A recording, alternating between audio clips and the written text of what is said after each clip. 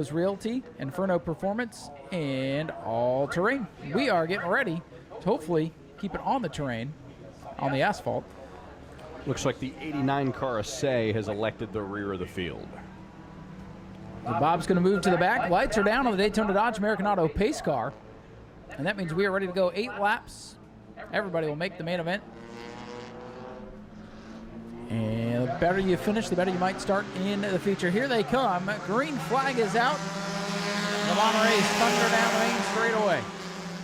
Early jump to the lead by Stephen Brown in car number 88. He'll take the high side, blocking the 47 as Stephen Wright puts about a car length between himself and the battle for second between Wright and Cortez. Wright gets the upper hand. Foy to the back bumper of Cortez for third as they roll into turns 3 and 4. Here they come off the 4th corner. Who's going to lead lap number 1? We'll watch the stopwatch. We'll watch the action. And everybody's okay. They're close. 24.064 for the leader, Stephen Brown, that time. Side by side between the two Stevens, Wright and Brown for the lead as the battle for third is now between Cortez and Monroe. And here the battle for the lead is getting a little bit racy as the 47 of Wright looked to the outside but pulled back in line. They come around turn number 4 to hit the stripe. And there it is. Yeah. Stephen Wright in car 47 has broken out, as has Aaron Foy in car number 7. They got the 47 and the 7. Aaron Foy's already dropped to the back. Let's see if he gets cleared by race control. 47 going to drop back now. 88, excuse me.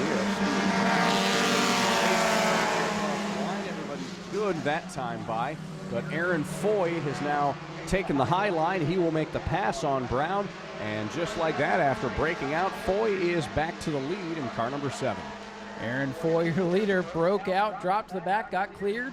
Now he's back up to the front. They're going to yo-yo back and forth throughout the race. 5 cars under a blanket coming along this time. Everybody's good. Bob Say hanging back in the 6th spot, hoping everybody breaks out and lets him catch back up here. But it is our champion, Aaron Foy, to the front of the pack. Stephen Brown, Vincent Cortez, the blue car, looking to the outside for the runner-up spot. Brown's going to look down to the bottom of Foy. Monroe also going to dive down there. They'll hit the line side by side, and Aaron Foy has broken out. Oh, got him again. 23.977 will send the reigning champion to the back of the competitive field and give the lead back to Stephen Brown in the 88. But Brandon Monroe in the 14 has been charging up the last couple laps. The 7 car cleared his penalty. Now can get back in the action. Stephen Brown now leading. Brandon Monroe second. Vince Cortez on the high side. The blue machine at the line. Checking the times. Boy, a 25.074. From Aaron Foy, 2 seconds slower than he was a couple laps ago when he broke out, but I'm sure the 7 will be back up front in no time as he looks to thread the needle for third. He almost does it, but Cortez ends up getting the advantage. Stephen Brown coming to the lead with the white flag in the air. Final lap of the race, and they're close again, a 24.020, but everybody's good. Stephen Brown, Brandon Monroe, and Aaron Foy back in the mix. Look at the 88 push off turn number 2. We'll see if they gang up on him here in turn number 3. Brown, Monroe, and Foy. Top 5 still under a blanket as they come to the checkered flag this time by. Don't break out on the last lap now. Stephen Brown going to come across the line to win. Brandon Monroe in second, Aaron Foy in third, and everybody is good. There are no breakouts. Stephen Brown wins heat race number 1. Stephen Brown able to keep it up front, did not break out, did not have to burn up his stuff. We talked about that maybe being a strategy for some of these guys. If you know you're not going to win the race, but you still got a competitive car, maybe race a little bit, try to get into that cash spot and clinch it for the night. Top 5 taking home some extra cash tonight, no doubt about it. And we're getting ready for 8 laps. Heat number 2 for the Bomber A division. Dustin Hayden, watch that X car from the back. It may not look like much, but you won't miss it there on the back straightaway. Neon pink wheels. You won't miss it coming towards the front. At all. 2 black cars, then 2 white cars, then Higdon's black and green car. Look at him switching lanes. Look at the high side. The outside lane gets the jump. Bad luck jump. Charles Friddle charges down into turn 1. Friddle leading the way by about 2 car lengths as here comes Higdon already up to second, or a battle for second, I should say. Between himself and Davila in the 2 car. They come down the back straightaway. Davila gets the advantage, but Higdon hard launches into the corner, gets the advantage, but Ryan Davila's not giving up that spot really easily. It's still a raging battle for second. At the line, it'll be Friddle who leads lap number 1. Checking the times, everybody's good that time, and Higdon from the back to the front in turn 1, he's got the lead. He pulls out front, closes the door on Friddle. Evans drops back to 4th, now looking to try to get back up to 3rd, with Davila now encroaching upon Friddle, who is in the 2nd position.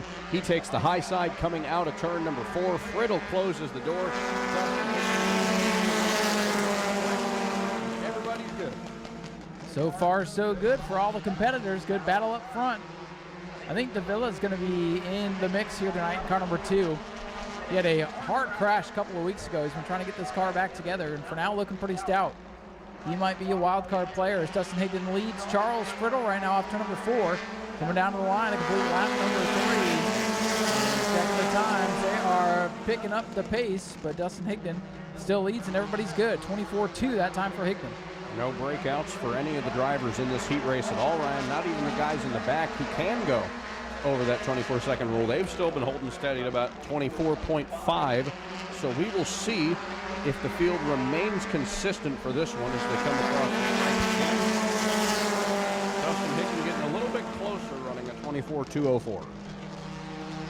Still some time there on the stopwatch to be gained for the top leaders, but as long as you're under 24, you're good. Little push, little nudge there on the back straightaway. Friddle trying to make Dustin Higdon break out by going too fast into the corners. Maybe trying to make him break the wall down. But for now, Higdon is alive. Oh, Charles Friddle picking it up. Oh, we got one. We got one. It's Stephen Davila in car number 2. He will drop to the back of the field as Friddle and Higdon side by side for the lead down the back straightaway. Higdon gets the jump in the corner, but I think Friddle might have the faster car on straightaways. He dives, tucks back in line behind the X car.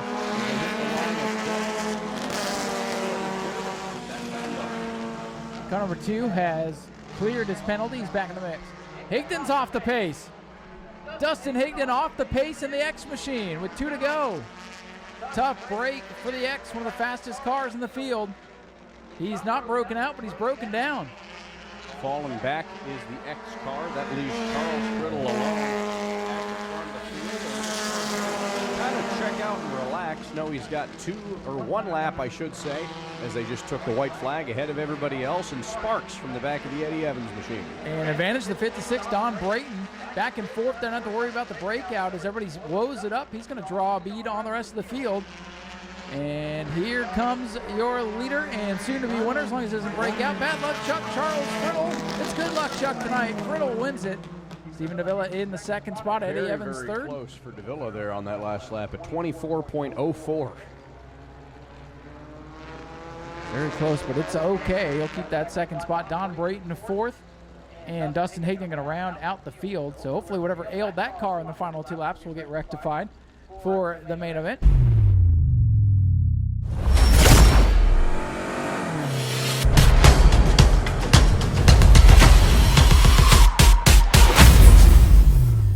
We are choosing to go racing because you got to be ready to go at the call. So here we go.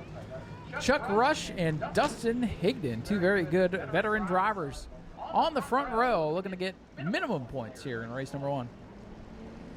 EJ in the American Auto Dodge pace car going to gun it to get to pit road as we turn this field of 14 cars loose. Pulling down pit road, it's Chuck Rush and Dustin Higdon side by side to lead the field to the green flag. Segment 1 of the Bomber B Bowl is underway as they thunder down this long front straightaway. They are starting to fan out 3 wide going down into turn 1, and oh, right in front of the pack, here we go. We're going to pile them up on lap 1. So somehow they're going to make it through and pile each other into the fence, but that could have been really, really bad. I think the 80 got into the 3 there and caused that calamity. He'll be rolling off in this reset on the inside of row number 4, so in the 7th position. And Zach Curtis, thanks to some of the guys dropping to the back, will now be starting in 5th. Every spot Zach can get on the start, he's going to need it. We'll see as the field goes through turn number 4. Up through the gears they go. Green flag back in the air for Chuck Rush and Dustin Hickman will lead the field to green. See if we can get through turn number 1 this time. The outside lane, Higdon gets moving.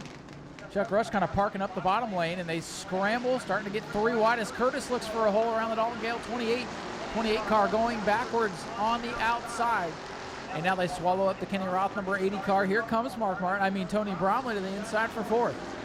Bromley going to take the 4th position away with help from Klauser, who moves into the top 5. Zach Curtis all over the back bumper of Chuck Rush's K9 machine.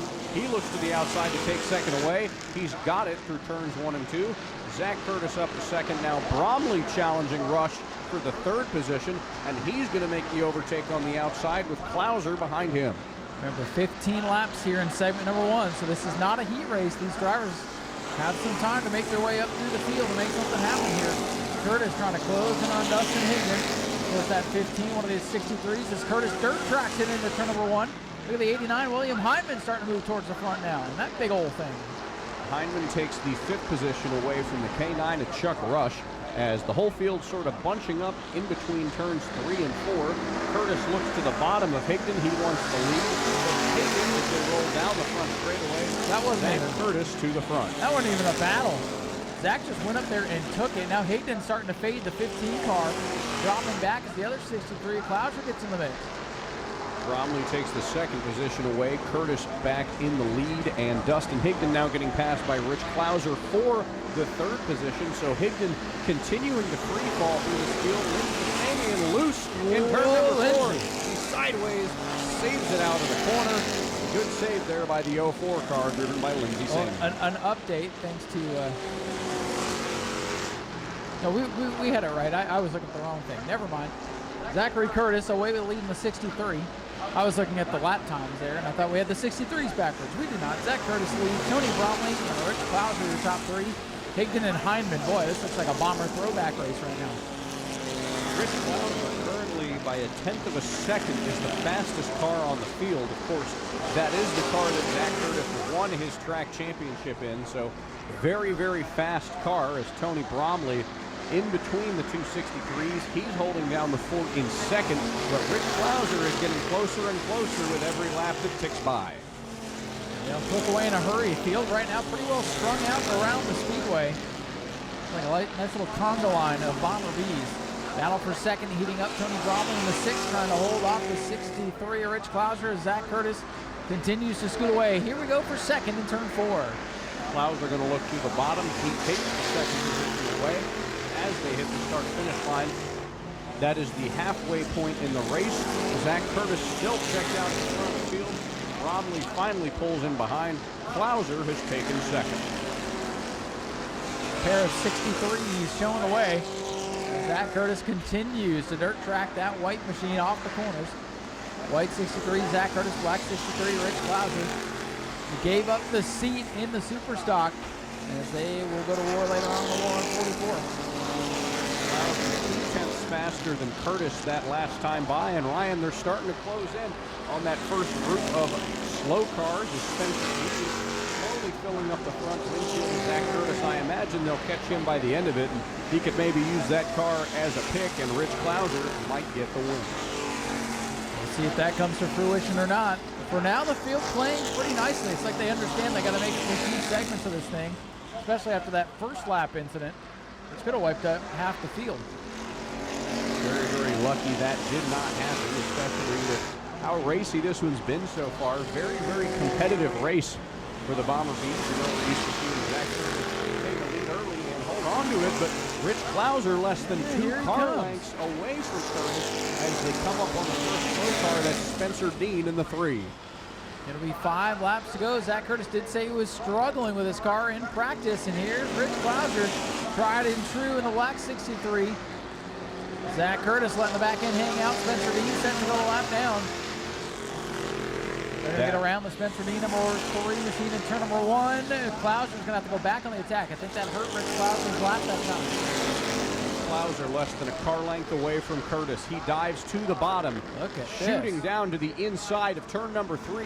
Klauser side by side with Curtis. They come through the final corner, and Klauser's going to get the lead, and it looks like he might keep it. Rich Clouser, one of the first cars to legitimately pass Zachary Curtis here this season. Of course, in the other Zachary Curtis car.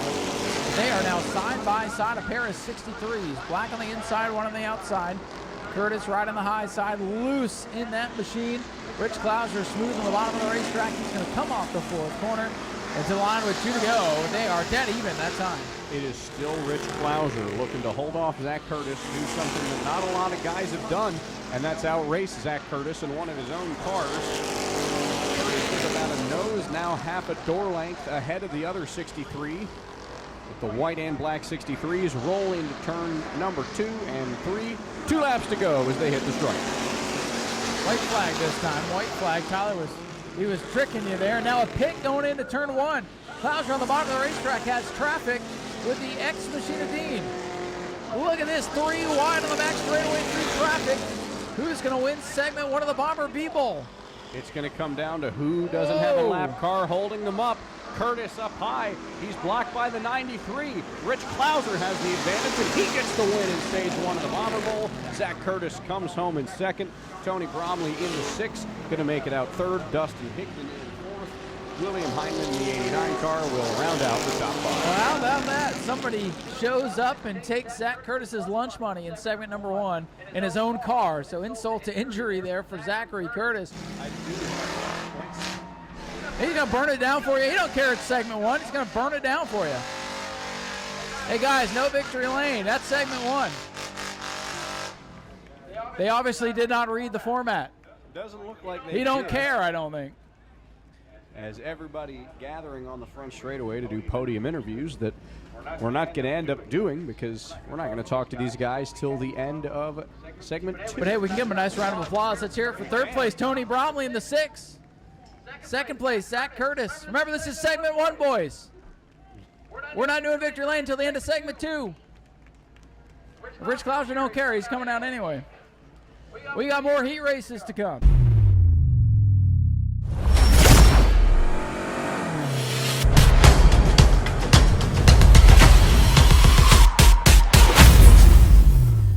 Another notable absence, Eric Saar as well. So Yeah, I'm a little bit sour about that one. a little bit. The 129 car's in the pits, but that car's not left the trailer, so wonder if it's going to a new home. Maybe. Be interesting. You buy a ground pounder? I did not. I don't have that kind of money. I couldn't buy a vintage car. Are you kidding me? I work here. All right, pace car's pulling in. Field's a little bit strung out, but that's okay. They're not going to actually start until off of turn number 2.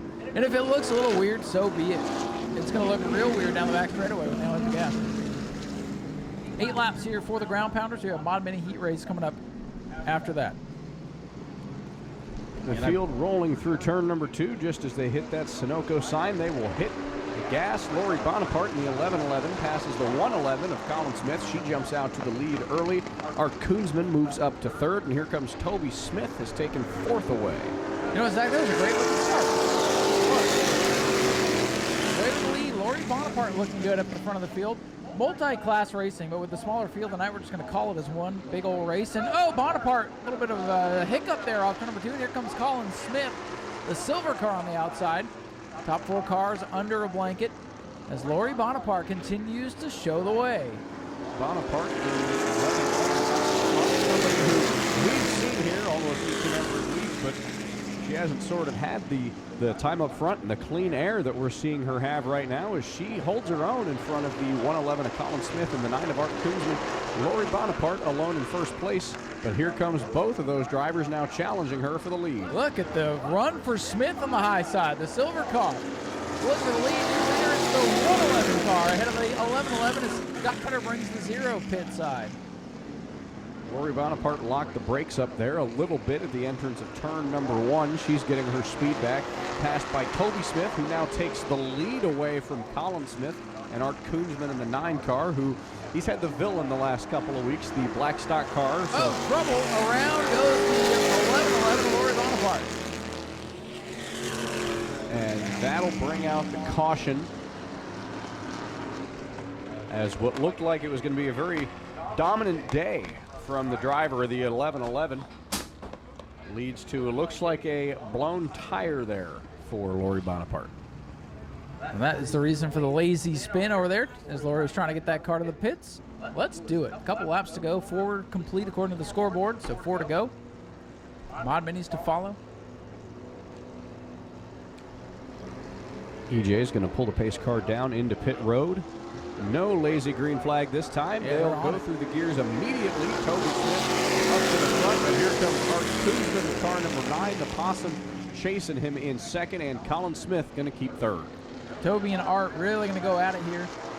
The Possum, we've seen it here a lot this year, but we have not seen it race very much. So exhibition race, brought it out and have a little bit of fun here. And right now, Toby Smith Toby Smith 18, a healthy gap between him and Koonsman, who is rolling in second in the Possum, the patchwork old jalopy, the number 9 car. The race for third between Colin Smith and Robert Piccolo. A little bit closer between those two, but right now it is Toby Smith out front with 2 laps to go. 2 to go here in this heat race. Toby Smith, yellow number 18, modified machine down the back straightaway, your leader. Over the stock car of Art Koonsman in the 9. I guess leading sportsman would be Colin Smith in the 111. And to the white flag. White flag in the air, 1 to go for Toby Smith, the driver of the 18 machine. Koonsman looks to the inside. Toby Smith is slow, Ryan. Oh, Smith no. is slowing on the last lap. The Possum's going to get around him. Heartbreaker. Toby Smith in command. Looks like it's back up to speed, but he gives up the lead. Art Koonsman going to come by and take the win. Smith will come home in second. And you'll watch the battle for third here as Colin Smith in the 111 comes off the 4th corner and will secure that spot. Brad Blanton, a former champion here.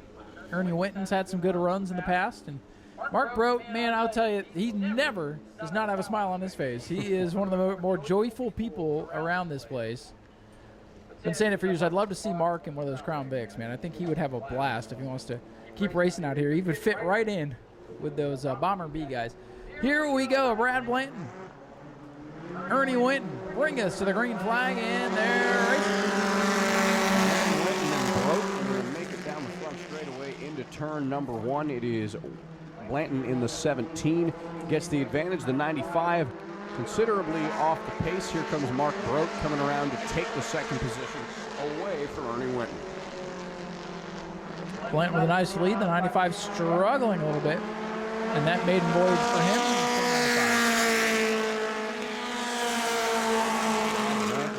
Out front in the 17 car, considerable gap there, about almost 10 or 11, maybe 12 car lengths, almost an entire back straightaway, separating the 17 from the 6 car as he rolls into turn number 3. 95 car really struggling in the corner. Really off the pace that is Ernie Winton's in the 95 car. Full seconds behind everybody else as far as lap timing goes. Hopefully he can get whatever's slowing him down fixed in time for the future event. Got a real bad push, it looks like. Brad Blanton, though, the former champion, out in front. Mark Brote hanging on the second spot. Ernie Winton might be just feeling out car number 95, kind of using this as a practice run. Make some adjustments for the main event. Mark Brote keeping it steady in second, not necessarily putting pedal to the floor to chase the 17 with Blanton, but we're coming to halfway now. Brad Blanton led 4 laps so far. He's got 4 more to lead to keep the win in his hands.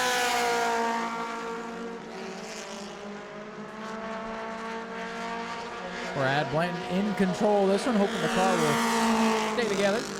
I don't think they'll catch him otherwise. He's got about a 15 to 20 car length lead over Mark Brote. So unless chaos does occur, I would say the win is in the hands of the 17. He's getting kind of close to lapping Ernie Winton in the 95 car.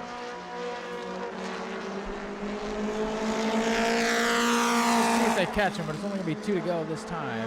2 to go for Brad Blanton. Second place, Mark Brote, about half a racetrack away from both of the other cars. Sort of his own little world.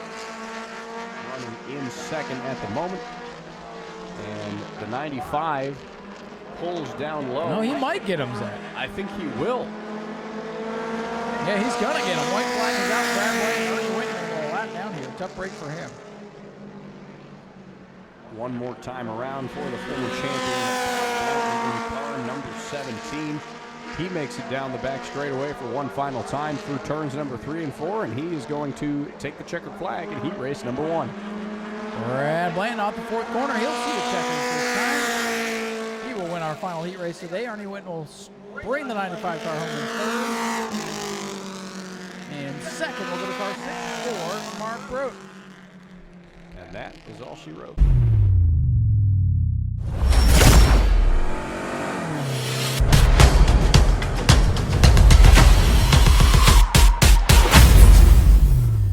And now our front row tonight, our track champion for 2025 in the Superstock division, the beautiful orange number 23 machine out of New Smyrna. Let's hear it for George Spears.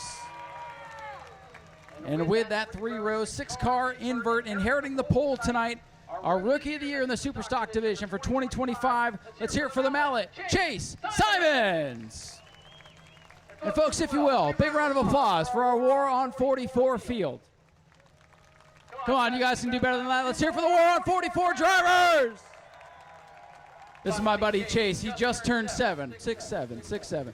Chase, I'm going to give you the countdown.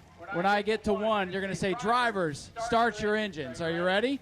Drivers, are you ready? Williams ready. All right, Chase, here we go. 3, 2, 1. Drivers, start your engine. There we go. The War on 44 coming to life. Good job, buddy.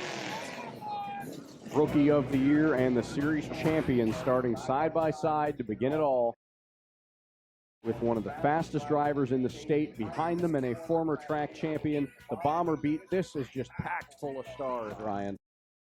The stars are out and the lights are out on the pace car. EJ ready to make his way to safety. New Smyrna Speedway, this is what we've been waiting all night for. The War on 44, coming off turn number 4. The mallet, Chase Simons, leads us down to the double greens, and we are underway. George Spears up on the outside. It's side by side through turns 1 and 2. Nearly 3 wide for position in the middle. As they move to the bottom, it's still side by side for the lead. Simons falling back. Spears is going to get the advantage, and now once again door to door. It's the rookie of the year on the bottom. It's the champion on the high side, and the rookie is going to get the better of the veteran. Chase Simons will be lap number 1.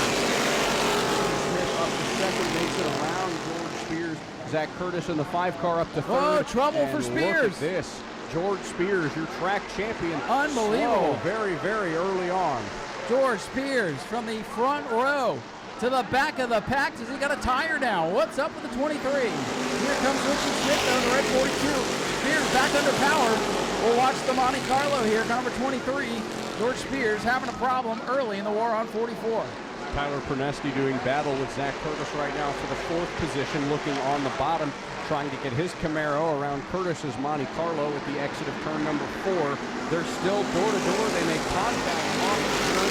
Curtis is going to keep the position for now, but the battle for the lead now looks like it's heating up as Smith is closing in on Simons. Chase Simons, the track regular, going to war with Richie Smith, a modified racer. He's pulled out this beautiful pure stock to go battling for the lead here as they come off the 4th corner. Simons will hang on the lead for now. Smith is putting the pressure on. Oh, he taps him going down the main straightaway. They are going at it already. Blake Clouser in the 16 car up to 3rd already. He gets around Perneski. Perneski got around Curtis. He'll get the 4th position. Top 6 cars, nose to tail. The battle now is for 7th.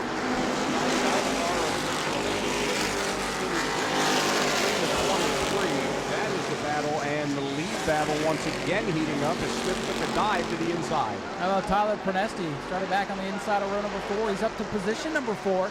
Trying to follow number 16, Blake Clouser to the front. Clouser, the fast qualifier, the 3rd place runner. Pulling to the back over to Richie Smith, number 42 machine. Clouser coming to the front with the head of steam now. He's number 1. It is Simons, Smith, and Clouser nose to tail as the top 3. Smith is going to get a run. He's going to try to push Simons, but Simons got enough of an advantage going into 3. Richie Smith looking down low, sends Simons up topside. The battle is still heating up for Richie Smith, using every single ounce of that race car as he can to try to get the lead early on.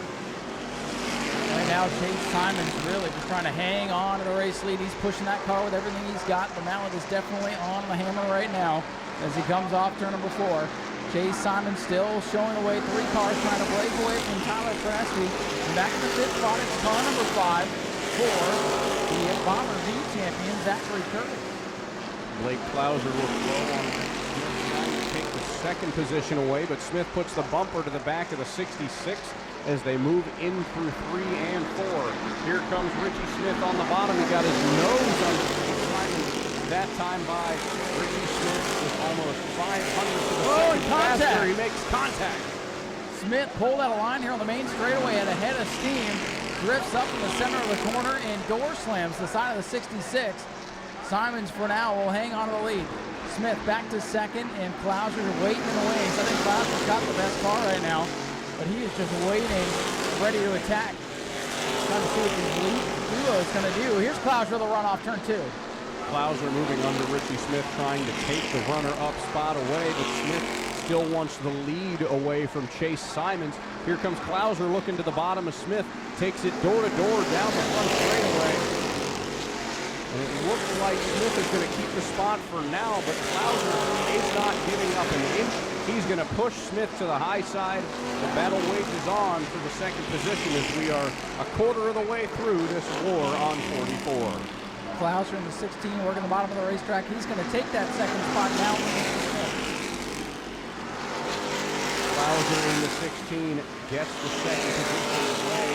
Ricky Smith in the Camaro falling back slightly. Tyler Pernesti in the other Camaro, the 15 car, he's closing the gap now to this lead pack of cars, and you've got to imagine in a couple laps that Pernesti's going to join in with this lead group, especially as they're coming up to the slow car of Justin Spears in the 29. I keep my eyes back in the field, back to 23. George Spears faded early in the race, still running, but not able to pick up the pace here. Troubles for the champion. Spears in the 29 car going to pull down to the bottom. He's pulling down the pit road now, so problems early for Justin Spears in car number 29. 29 car pulling off the track. Like a motto slow here on the front straightaway. Now we're seeing at the quarter distance some issues with some of the top dogs. A couple of former champions having trouble early. There's now trouble for the leader, Chase Simons. And I say trouble because here comes Klauser now. Blake Klauser in car number 16. Simons in the 66. He's going to look down low. There's 2 on the back stretch slow, the number 2 machine. He is pulling down to the pit road, and that's going to let Klauser get to the bottom of Simons side by side between the 2 Monte Carlos for the lead at the line. Barely is going to be Simons retaining his lead. Dead even that time for the leaders. They may have touched a little bit in turn number 1. Klauser, the 16 on the bottom, the fast qualifier, rolling towards the front. Chase Simons, the rookie of the year for 2025, trying to hold on to the high side. Here they come, still side by side, slipping and sliding off the corner. At the line, it's Klauser by half a car length. Klauser got it that time by, but Simons is finding another gear in these corners, but they made contact. Simons slid up to the top side of the racetrack, and that's going to put Blake Klauser back in the lead here on lap number 17. But don't look now, Tyler Pernesti has caught this lead pack of cars. He's closing in on the other Camaro, Richie Smith, and he wants the 3rd position. Tyler seemed very confident in his pre-race interview, being the most recent race winner, joining this 4-car lead battle. Right now, Klauser out in front, so a long way to go. 4 laps shy of halfway. Lap traffic ahead, that's the William Heinman machine. Hyman's car, middle of the racetrack, needs to get down to the leaders to get by. He moves down to the bottom. Klauser is going down, and it looks like he does. Simons gets caught a little bit behind him, but ends up getting around him. He pulls down to the bottom. Here comes the top 4 cars getting around our slow car. Richie Smith falling into the clutches of Tyler Pernesti, number 15. A couple of Camaros ready to do battle with one another. Smith having an impressive run so far in that fast 42. The track regulars right now ganging up on him down the back straightaway. And don't look now, but that 16 of Klauser is starting to pull away. Klauser about 4 to 5 car lengths ahead of the 66 of Chase Simons. Simons is a little bit loose on those corner exits, especially turns 3 and 4. A lot of smoke coming from that and problems on the back straightaway for Jarrett Corpy in car 112. His Camaro is pulling down the pit road now. Attrition starting to pile up as this time by to the cross flag. Blake Klauser, your leader at halfway. Can he hold on for another 22 laps? We'll find out. You have to remember, these guys have their cars usually running 20-lap races, so as of now, it'd be over. So Garrett Corpy, he might have only had his car prepared to run the usual 20 laps. I think, Ryan, we're going to see more than a couple guys have some problems with the long runs in these cars. Yeah, I think the tires are going to start to go away. The drivers are going to start to get tired. It's a little bit hotter than we thought it was going to be today. Good battle going on for the 5th position. Bobby Holly works to the inside of the 5 of Zachary Curtis as they close in on the William Hyman car. Hyman just trying to get out of the way right now, and behind that battle, the 99 Richard Levance. And George Spears, the orange 23, in danger of losing a lap here. As we're going to be 3 wide, we're going to split lap traffic here off turn number 4 down the main straightaway. Boy, Bobby Holly getting the bad end of that deal. Zach Curtis is going to keep his position amongst that group. And now more of a breakaway from Blake Klauser in the 16 car. They're coming up on the next slow car, but here comes Tyler Pernesti, who in contact with the left rear quarter panel of Richie Smith that time by. Action starting to heat up here. Lap 25. Oh, Richie Smith sideways in turn number 2. He hangs on to it. He's got a problem. Got to wonder if he's got a tire down on car number 42. Tough break for the leading pure stock. Richie Smith is off the pace. He's going to pull down into pit road. Number 42 Camaro. Very, very unfortunate for Smith. He has a very, very fast car today. But that's a major competitor out of this one, Ryan. His right rear tire down. It is the right rear tire. Heartbreaker for Richie Smith. Had a very fast car, was in line to pick up the contingency award for the highest finishing pure stock. And right now, my scan through the field gives that to Richard Levance in the 99 unofficially. Levance going to pick up the money for now, but a long way to go. 27 complete, Zach. It's been clean and green, but I don't think it's going to stay that way. They just put George Spears a lap down. Blake Klauser has gotten around him. Chase Simons has held on the second around Spears. Pernesti in his kind of own little world right now in third, about equidistant between himself and the remaining cars chasing him. Zach Curtis and Bobby Holly have due battle going on for fourth. Behind them is the 99 of Rich Levance. Remember, for some of these guys having a tough run, they come back out for the Dash for Cash later tonight as George Spears is going to bring the 23 car in. I don't wonder if that car is down a cylinder or something, the way it's been running tonight. But the best battle on the racetrack is for fourth. Zach Curtis versus Bobby Holly. That could be where our yellow is going to come from if we get one. It wouldn't shock me. Bobby Holly, when I was talking to him earlier, he definitely said he wasn't going to play super, super nice with some of these guys today, and said he'd do, quote, whatever it takes. In turn 2, around goes the 98 of Gage Spears. Yellow flag is out for the first time as Spears has a solo spin in the second corner. Boy, I just happened to look up at the right time, Zach. That car just went around with him. Inside the top 10 for Gage, but he's going to bring out our first yellow flag, showing 30 on the scoreboard. And Blake Klauser going to go down to the bottom. Chase Simons going to go outside. And, well, right now it looks like a normal restart. Inside, outside, inside, outside. So no big changes up front as Don Duval rejoins the field and didn't even need the choose. They just crossed right over like normal. So it'll be 14 laps to go for Blake Klauser, the defending winner of this race, alongside the division rookie of the year, Chase Simons in the 66. Tyler Pernesti, first-time winner most recently. Zach Curtis, the Bomber B champion. Bobby Holly, the former champion. Everybody's coming around turn number 4 to take the green flag. Klauser jumps to the front. Here they go down into turn number 1. Blake Klauser with a jump, but here comes Pernesti. Let's see the 5th. Oh, no, he's loose down on the bottom. Good run for Chase Simons on the outside. 66 car with the horsepower right to the bumper of the leader. Will he use it? Simons looks down to the bottom while Klauser slides up high. He got a really, really good jump on the restart. Tyler Pernesti might have spun the tires a little bit. He's loose. Falling back, and he's loose. Here comes Zach Curtis now taking the 3rd position away. Both of the Klauser cars up into the top 5. We almost had 3 different wrecks in the main straightaway that last time by. The 15, the 56, and 1848 all tried to dump it, but everybody keeps it in the right gear and keeps it moving forward. As one car slipping back to 99, Richard Levance has been shuffled on the restart. He's faded back to the 7th position. Kenny Gibson trying to do battle with Bobby Holly 56, but right now it is all the regular superstars running 1, 2, 3, 4, 5 instead of the field as the Gibson car starts to slip and slide. Chase Simons having a really, really good run this time around. You know, we saw him not able to hold his own with the 16 car on the last run, but on this short run, the 66 has found some speed. He's kept that competition close, but what's getting even closer is the number 5 car in his rearview mirror, Zach Curtis, closing the gap between himself and Simons. And I think that if they're going to take this away from Clouser and 16, they're going to have to do it on the restart. Clouser's car just a skosh better than everybody else right now. Blistered him in qualifying. And now by a couple of tenths a lap, pulling away from Chase Simons, who's doing a great job in car number 66. He's starting to get loose, though. We're at the point of the race with inside of 10 to go. Tires are heating up. Fatigue starting to fall in across the field. Clouser's leading out 2 car lengths as they come off the second corner. Inside of 10 laps to go for Blake Clouser in car number 16. The battle right now that's closest is for 6th position between Levance in the 99 and Gibson in the 23. Levance looks down to the bottom, but Gibson on that position. A little bit of smoke there from Chase Simons in the 66 that time by. Yeah, I think that might be from the contact he had with Gibson earlier, or I'm sorry, the Richie Smith car earlier. It might have cut down the tire on the 42, so we'll smoke on the 66. We'll see if he's going to last. 37 laps complete now. Car starting to really slip and slide off the corner.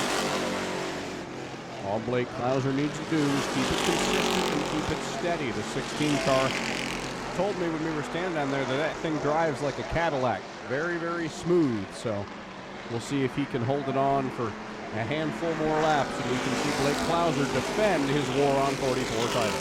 Richard Levance and Kenny Gibson going after the money right now to be the best finishing pure stock in attendance. Gibson's 23 has it. Levance trying to take it away. It's the race within the race at the back of the field, back half of the field. This time by, it'll be 5 laps to go. Blake Clouser looking to remain undefeated here in the War on 44. Clouser to the line with 5 to go. 5 laps to go for Blake Clouser in car number 16. Chase Simons in the 66 continuing to put the pressure on, but Zach Curtis, I think he might make a move soon, Ryan. Curtis has definitely had the faster car than Simons, but hasn't necessarily had the room to make a move to pass for second. Laps winding down. The action picking up behind the top 5. The pure stocks going at it. Kenny Gibson, 23, looking to be best in class, if you will, trying to hold off Richard Levance. Extra bonus money on the line from the folks at the very paint and body for Levance or Gibson, whichever one gets back to the line on lap 44 first. Levance is driving the wheels off the 99. He shoves the bumper in there, and both cars going to dance up the racetrack. Gibson way out of shape on the high side. This is great racing back here for 6, but it's for big money. The battle for 6th position's got a little extra cash prize for it. Levance looks down to the bottom of Gibson again, but he couldn't quite clear the rear quarter panel when they got around that time by. 2 laps to go for Blake Clouser. Remember, 4th on back. We'll get a chance to run the dash for cash later tonight. So, boy, the 23.99, they don't want to throw it all away. The laps wind down. Clouser with a race in hand. He does not want to see a yellow flag. And the way they're racing for that bonus money with those pure stocks, they're trying down the back straightaway. Here comes Levance, but here comes the white flag for your leader. Car number 16, Blake Clouser. 1 lap to go in the War on 44. Levance makes the pass for the 6th position. Gibson looks to the bottom, trying to get away. Clouser about 5 car lengths. Oh, he got him! Oh, and no! Crash into the turn 1 wall is the 99, and that will bring out the caution. Yeah, but the white flag was out. Man, that battle, you could almost see that coming. White flag was out, so we're checking with scoring, but that should do it. And with the white flag being displayed and the wreck happening behind the leaders, checkers are out on this one. Blake Clouser is going to hang on and win the War on 44. And Richard Levance and Kenny Gibson go their separate ways in turn number 2. Oh, the 99 with a rear end has knocked askew on that one. Boy, we were just talking there. They wanted to not throw it away because they were in the dash for cash later tonight. Could have won it. And now they're wrecked.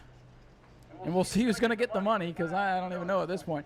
Ladies and gentlemen, who cares about that? Let's hear from Blake Clouser, your War on 44 champion for the 2nd year in a row. Well, at trackside, grab a word with our top finishers. He's going to burn it down for you.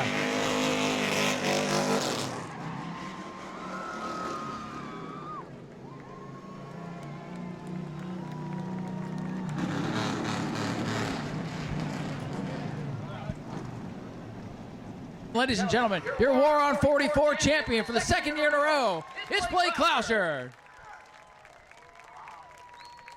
And he is pumped. Boy, I think he's more excited about this one than his first win back a couple of years ago. Blake had to come from a little bit farther in the field than when you qualified. You seemed nervous during the invert, but like I was telling the fans, I think you were nervous for everybody else because you had everybody covered tonight. Congratulations. Yeah, man, we definitely put a show on out there. I was, not happy with that 6th place invert, but dude, this thing's a freaking rocket ship, man. It's insane. Chase Simons over to show some sportsmanship. Those two had a great battle. Good battle with Chase though throughout the early portion of the race. Yeah, for sure. He's my buddy. We iRace every day of the week, go at it and host the races. So it's cool to do it on the big track. It feels surreal. Man, I'm out of breath. This is freaking awesome. This place has absolutely kicked my butt this year. We went dirt racing, and every time we've come back, I've made a silly mistake or something's happened, and I really, really wanted this one. I've lost sleep for 2 weeks over this thing, man. It's laying there staring at my ceiling at 4 a.m. thinking about every scenario, and I'm just glad it was the one I wanted it to be. Well, I'm glad you unretired because, like I said earlier this year, you're ready to be done with all this stuff, and I'm glad you're not because this was a hell of a performance for you tonight. Do you have anybody you'd like to thank? This one's definitely for David Gould. He gave me my first opportunity, and now I'm running supers on dirt, so it's super cool to get pretty much the top echelon of short track racing, and I owe it all to him. He's the first one to give me an opportunity, and man, I love him so much. I'm so upset he couldn't be here, but hopefully this makes him feel a little better in the morning. And of course, my whole crew, my mom and my sister, they're they support us. They allow me and my dad to do this. Tanner was on the radio, keeping me calm the whole race, and I definitely owe it to him too. He talks to me, I don't know, some kind of way, and I don't know, he's good, but Bianca, Lily, and Palmer, they're my best friends too. Can't thank them enough for coming out and support. And I don't know if I thank my dad or not, but I definitely owe all this to him. This is all his work. My girlfriend Peyton for coming out, her family for coming out and support me, Amanda and Leslie and Tatum and all them, and yeah, just everybody standing here. Zach, for sure. I see he ran third. That's awesome. I wanted the 1-2, but it's all good. He definitely figured that thing out quick. It's a hard car to drive, so he's a hell of a wheelman for sure. And just all you fans for coming out. This is the reason we do it. And thank you.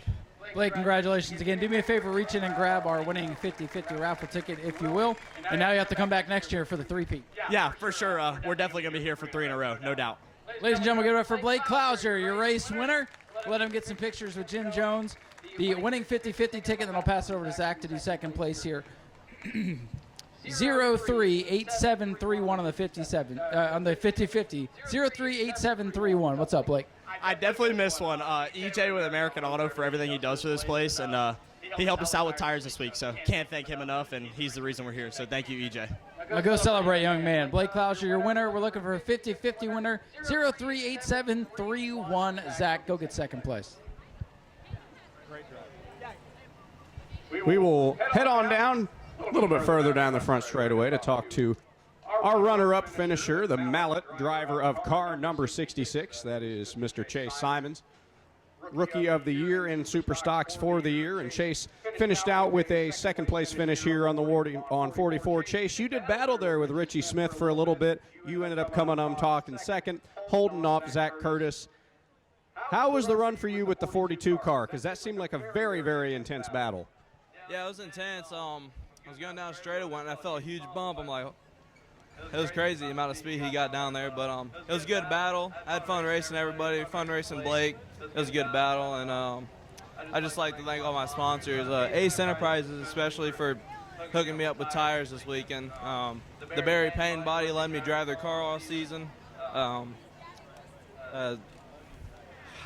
Dave Sand and Gravel, I can't think right now. McMillan Creek Ranch, Southeast Watering, Andrew Simon's Services. Yeah. Yeah, and huge thanks to all the fans coming out, watching us, and yeah, thank you. Well, Chase, you were able to come home in second after your Rookie of the Year showing. You think you'll be back in this division next year? Can we look for you again? There's a possibility. We won't know until we get there. So. Well, good drive for you, Chase. Congratulations. We will turn it back on over to Ryan to interview our third-place finisher, Zach Curtis. Thank you, Zach. And Zach is over here where the winners are. And Zach is hoping to be after the second segment of the Bomber Bowl that's coming up after the Earnhardt experience here.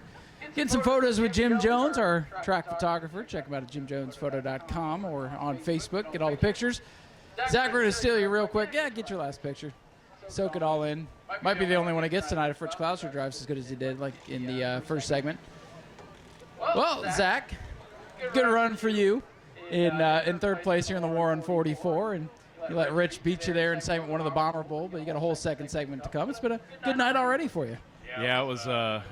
My biggest struggle was trying to figure out how to conserve and save with this car. You know, I haven't drove one of these, and I missed it there at the beginning because I let them all go, and I was praying we'd had a caution. And luckily we got it and got up to third. I wanted to get around Chase so we'd have a 1-2 finish, but I mean, for my first time in it, I'll take third. You know.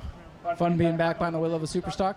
Yeah, it's been probably 10 or 11 years, and I only got to do it a handful of times with not as good as equipment. But I got to thank Rich and Blake Clouser for letting me wheel it. It's actually David Gould's car, so thank him for letting me drive it, and thank my fiance and my friends and family, everybody that came out to support me, and the fans. You know, I hope you guys like that show. Now you can figure out how to beat the other Clouser for the other race that's coming up here in a minute. Yeah, I'm not going to give it to him as easy as I did as that first one, but he's got the better car, and he's definitely the better driver, so it's going to be a duel. Well, stick around. It's going to be Zach. Congratulations on a great run. Yeah, thank you. We're going to put on a show, so yeah, definitely stick around. Ladies and gentlemen, give it up for Zach Curtis coming home in third place in the War on 44. Let the pictures wrap up down here in Victory Lane for the biggest race of the Super Stocks this year. Earnhardt Experience Twin 25, number 1, coming up next.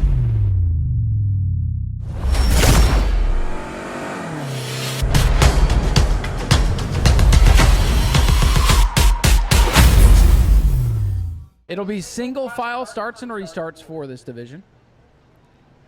So if you're wondering why they're not doubled up, that is the reason why. But the lights are down on the Daytona Dodge American Auto pace car. And we are just about set for some action. Somebody's going to get to come out of here and say they went all the way down to New Smyrna and came out a winner. And it'll be 25 laps of racing here. As everybody's got their phones out taking pictures of the moon. That definitely wasn't you and I, Ryan. No, not at all. No, we're announcing a race. Green flag is in the air. Back to business, Zach. Ebert is going to take the lead early in car number 17 out in front of the 5 car at George Pultz. Side-by-side battle closer to the back of the pack. William Early getting around the 18 to Jonathan Carl, and he's around. Oh, no. Oh, he found the wall back there, too, Zach.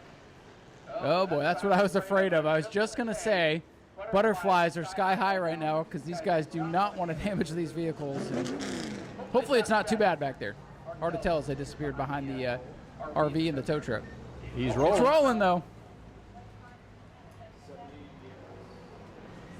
25 laps here for the Earnhardt Experience. 0 laps complete. Pace car going to pull away. Yeah, we'll try to get this one officially underway. 0 laps complete. And the green flag is going to come back out for Luke Ebert. Rolls down the front straightaway into turn number 1. See if we can keep it clean this time around. They kind of tiptoe off turn number 2. They're going to get more and more comfortable as the event goes. This time they've made it down the back straightaway with Luke Ebert still showing the way in the 17 car as he will lead us to lap number 1 in the books. Ebert taking a healthy lead over the 5 car of George Pultz, but the battle is on a little bit further back in the field between the 23 car of Carl Morgan and the 31 of Jeffrey Spencer. They are very close together for the 3rd position. At the line again, Luke Ebert continues to show the way. Battle heating up a little bit further back with the 31 and 23. The 31 ducks to the bottom, but is quickly snuffed out by the 23. Morgan continues to hold the third position, but we've seen that Spencer wants to be aggressive and try to get that position away. He's going to try again when they come around this time. He dives down to the apron. The door gets closed again. This gaggle from third on back making me a little nervous here, Zach. These drivers continue to gain experience and gain courage out there, then start forcing the issue a little bit. Now, I believe the starting lineup was set by their practice times from earlier, so the faster cars got to start up near the front, which is allowing some of this separation right now, but it's easier to go out there and turn laps by yourself. Then you put everybody on the track together, and that's when the nerves really start to pick up. I don't know about you, Zach, but I'd be a nervous wreck right now. I definitely wouldn't really know what to do, Ryan. That's why we're up here. That is why we're up here. I don't really know how I do alone on a track, let alone in a pack of other cars. So to see guys like this who have the ability to do that really blows my mind. I got to say, they're doing a fine job, and you can see the battle for the lead starting to heat up. Between the 5 and 17, George Poltz actually just turned the fastest lap of the race. Now Luke Ebert's going to be under attack here for the lead. George Poltz in the 5, pulling up the back bumper of the 17 now. Third on back, still looking pretty racy here off turn number 4. A good battle for the lead, shaping up 2 car lengths between the top 2. And a bit of a gap back to third. In that third spot, Carl Morgan holding off the field right now. The battle for the lead getting closer and closer as Poltz moving in on Ebert. Separating the 2 of them. The battle for third now. At the bottom, he's going to try to overtake the 23 of Morgan in turn number 3. Couldn't quite get to the quarter panel that time by to make the move. Up front, 17, Luke Ebert still showing the way. They're coming to 17 laps to go now. Battle for third. They got to be careful here as they're going to get side by side here on the main straightaway. That 31 car, Jeffrey Spencer, trying to get up on the podium, if you will, but not able to make the pass in turn number 1. Lead starting to open up front for the 17 of Luke Ebert once again. Field pretty straight out right now. First through 7th, single file amongst everybody except for Spencer. But cannot make the pass. The top 2 still separated by a handful of car lengths. Luke Ebert still up front, but here comes Poltz. That 5 car closing in. He's able to catch him. He's punched the nose in a little bit on car number 5. Just noticing that as he came by. Man, what a great way to get racing experience. These drivers paid for not just to come drive some laps package, but come all out and go for a race package. And they used to throw these cars on with the Sportsman division during the World Series a few years ago, and that never went very well. So I think this is the better way to showcase these drivers and get them some bang for their buck. Put them all out there together and let it rip. The other 77 car having a problem, Ryan. He's stuck it into the garage now. Able to turn it in, though. And we'll stay green, no problems there. That is Mark Ebert out of Coburn, Virginia, pulling his car into the garage area. Luke Ebert still showing the way, closing in on the halfway point of this contest. Somebody's going to come out of here a new Smyrna Speedway winner, no doubt about it. And right now, it's likely going to be between Luke Ebert and the 17 and George Poltz in car number 5.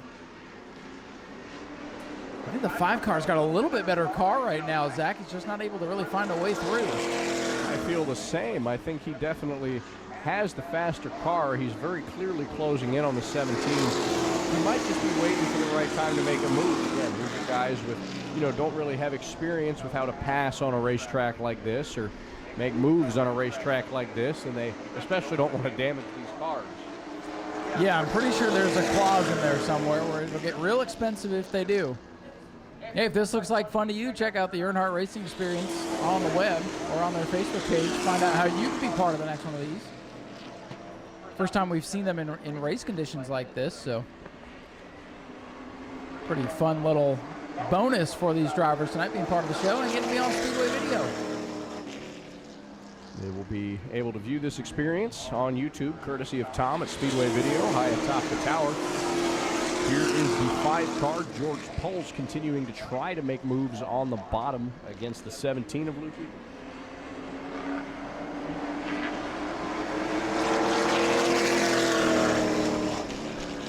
So they are continuing to battle for the lead as the 5 getting closer and closer. The field strung out behind them. a good battle for the lead here up front. Good experience for these drivers. Now the 5 car putting himself in race conditions. What do you do? How do you make the pass? Are you able to make the pass? Nonetheless, these two definitely separating from the rest of the pack. Back there in the 3rd spot, 23, Carl Morgan. And next time by, it'll be lap number 18 complete, 7 to go, and they get back around for the 17 car, Luke Ebert, who's been in control of the race from the get-go, but under attack now for lead. 5 car trying to turn down off the bottom and get to the inside.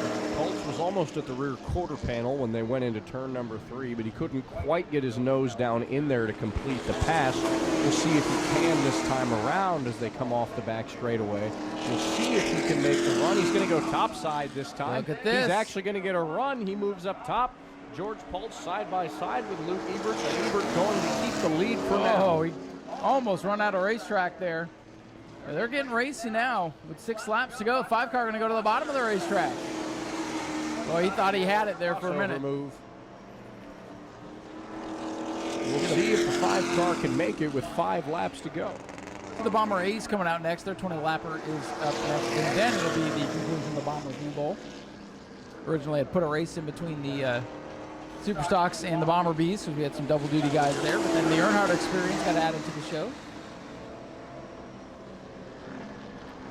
Looks like the 5 car not yet brave enough to make another move back up topside. He almost had it, Ryan. I really thought we were going to see Pulse in the lead at that point, but it looks like he just backed out at the wrong time and let Ebert get the lead again. But they're coming up on a slow car, and it's early in the 77. Pulse is getting racy in car number 5, and I'm telling you, if whoever built the front straightaway here didn't have as many Miller Lights when they were building it, if this thing was actually straight, he might have had it. The 17 chopped him off there.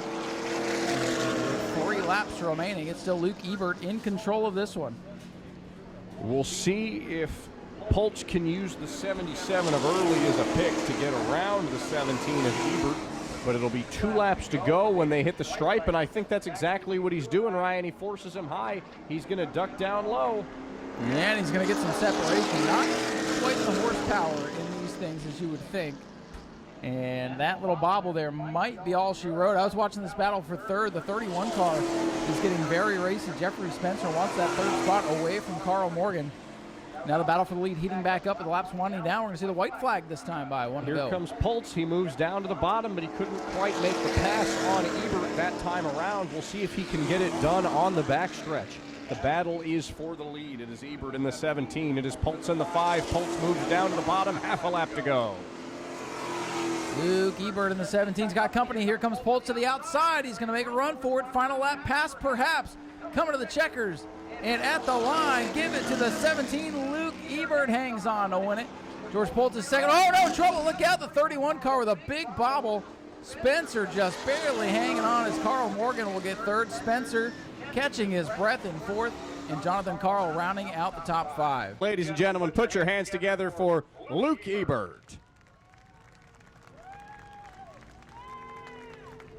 And Luke, you were able to get the job done there, holding off George Pulse in car number 5 there on the last couple laps. It looked like he had you up there on the top side. Walk us through that battle in those last couple laps. Yeah, I just knew he was catching up on me and he was getting behind me, so I just tried to put my car in a position where he couldn't get really around me. He definitely looked low. He looked high, but you kept the gas to the floor, coming down all the way from Virginia to the Sunshine State, get the win. What does that mean to you? It feels great. I've always loved this track. I've always wanted to race here since I was a little kid. This track is really special to me. I've always loved it. Just really special to get a win down in Florida. Is there anybody you want to thank for helping you get to this point and getting a win here? Well, I want to thank my dad, of course, and I want to thank the Jeffrey Earnhardt Racing Experience for letting us do this out here, and I just want to tell all y'all that you can do this too if you want to, and have the time of your life. Well, Luke, congratulations on the win here. Ladies and gentlemen, your winner, driver of car number 17, Mr. Luke Ebert. It looks like we will head over to talk to our 2nd place finisher, Mr. George Pulse. George, you had very close battle trying to get around Luke there in car number 17. What was your thoughts behind ducking low, going up high, trying every possible lane you could get to win this one? Well, I think I was just trying to stay behind him, see if he made a mistake or just, stay with him. We got another race tonight, so I wasn't going to go for anything crazy, but yeah, that was the game plan. Just stay with him, see if he made a mistake, and then capitalize on it. How did it feel to be behind the wheel of a race car here at New Smyrna?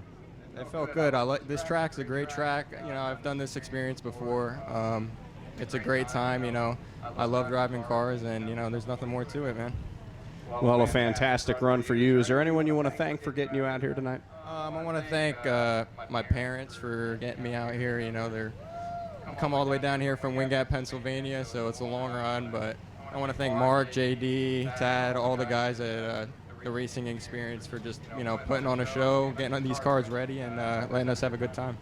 Well, congratulations on the fantastic run for you, George. Ladies and gentlemen, our second place finisher, Mr. George Ebert.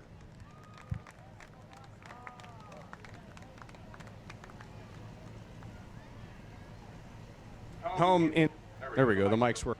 After a fantastic battle with the 31, first of all, what was that battle like from your perspective? That was kind of crazy for us up in the booth. I'm glad it looked good for you guys. It was quite stressful behind the wheel there, but it was a good battle. These two youngins, they took off from us old men, left us behind, but at least we gave you guys something to watch there. Had a lot of fun. I'd like to thank the Lord, Jesus Christ, my family, Jeffrey Earnhardt Racing Experience for letting us come out here tonight, run these cars here with you guys at New Smyrna, be part of the war on 44. Really appreciate it. How did it feel being in a late model stock car on a track like this that's so famous in a scene like that? Oh, this is a great track. This is we go around the country every weekend to a lot of different tracks around the country, and New Smyrna is by far one of the finest facilities in the land. So it's a pleasure to race here on this beautiful Saturday night with all you folks. So really appreciate it. It's a great track. Well, congratulations on the run. Good to see you out here. Ladies and gentlemen, your podium finishers for the Jeffrey Earnhardt Racing Experience.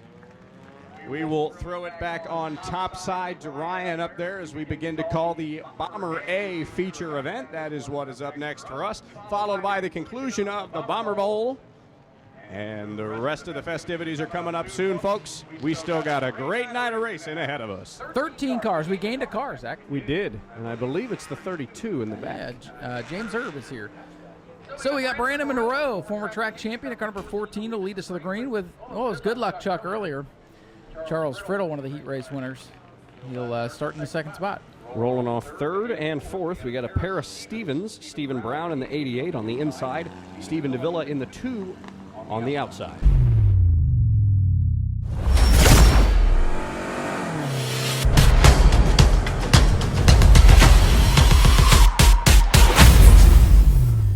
Charles destroyed that car in turn 2 at Orlando, and we thought it was done forever. So I think the decals are still flapping from that wreck, as a matter of fact, but it's amazing that car's still able to run. See if it stays together. It's been kind of a tough year for Charles Friddle. Brandon Monroe, Charles Friddle, finally ready to lead us to green. 20 laps here for the Bomber A's, 15 laps for the Bomber B's coming up after that. Then Ground Pounders, Mod Minis, Dash for Cash, and the Earnhardt Experience to close it out. Here we go. Green is out outside lane, getting the juice. Look at this. Already 3 wide here on the straightaway. Aaron Floyd taking him 3 wide for the 4th position very, very early on. Dustin Higdon now taking 3 wide at the back of the pack. Not much ground gain for either of them. Eddie Evans now moves to the inside to get a push from Foy. Charles Friddle up in the lead early on. Dustin Higdon right now is stuck behind the 56 of Brayton. Taking up the racetrack into the first corner, and now in a box in with Vincent Cortez to his inside. Higdon's got nowhere to go. Monroe's got clear track ahead with the lead off turn 2. Brandon Monroe takes the lead away from Charles Friddle. Stephen DeVilla in the 2, moving down to the bottom. Friddle slow up on the top side. Aaron Foy is going to use that and get around his teammate to take the 3rd position away. Aaron Foy dropping way down the racetrack there. Oh, we got one.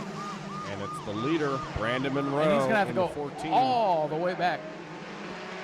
All the way back. All the way back behind the 32. When he gets behind the 32, he's clear. One more spot for the 14 Monroe. Side. Oh, and the Whoa. 56 almost causing an incident there. He was able to keep things under control.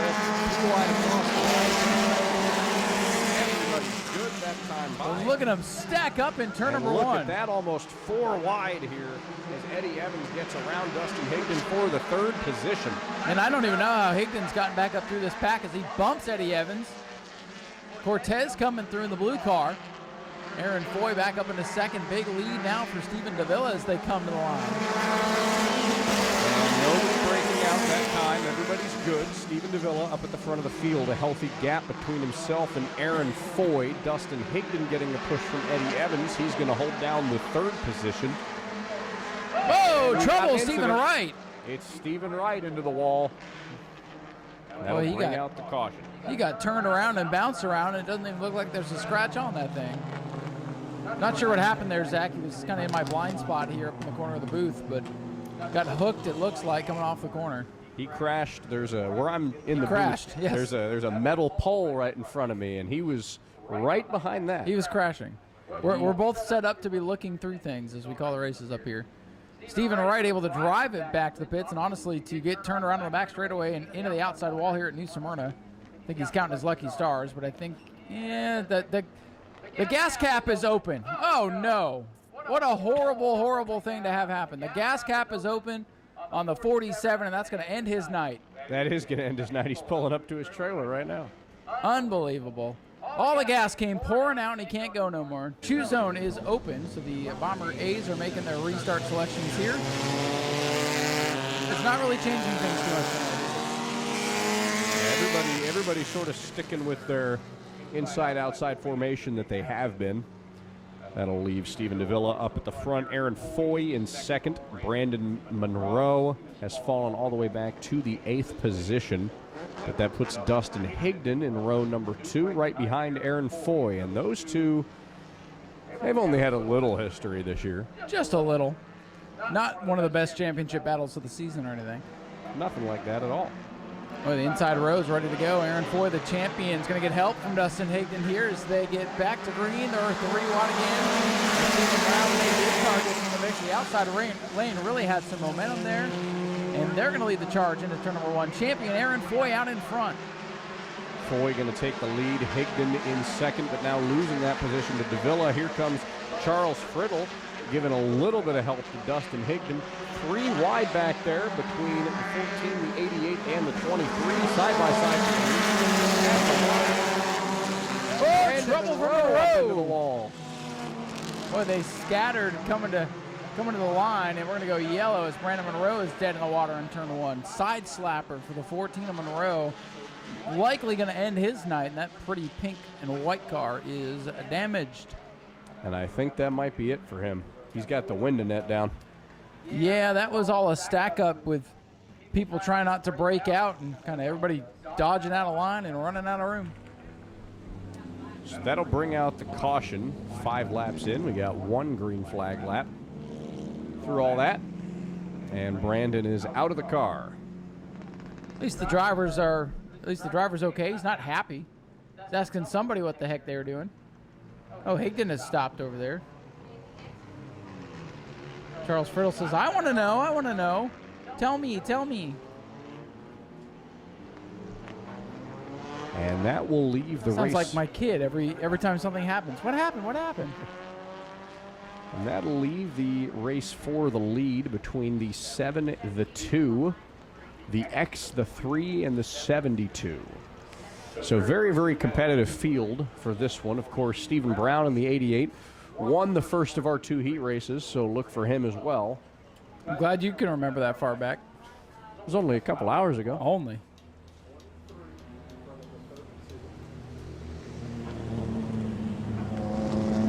So that'll be one to watch. I think personally I've got my eyes on Dustin Higdon in the X car. He's been very, very fast, definitely looking to avenge his championship loss with a win here. I think this might be Dustin's night, as it has been so many times throughout the Bomber A season. I'd say he's definitely one that we cannot count out until the checkered flag is flown, especially since he can't strike out tonight. This is true. No more 3 strikes and you're out. It's a fun little caveat for these guys tonight on a non-points race. It's always fun when there's no points involved because the gloves can come off a little bit. You don't ever have to be conservative to try to gain more positions and points or make sure you're not losing anything. Tonight is just pure hard racing. As I was talking to Aaron Foy about earlier, there's really nothing on the line for these guys. So I think as long as, they all keep their cars in one piece like they want to, can really have at it. Well, especially at the end of the season. No points. The championship's already been decided. These guys can just go out and have fun here tonight. And yeah, for some, it's not been too fun, including Brandon Monroe, whose car is getting put up on the hook.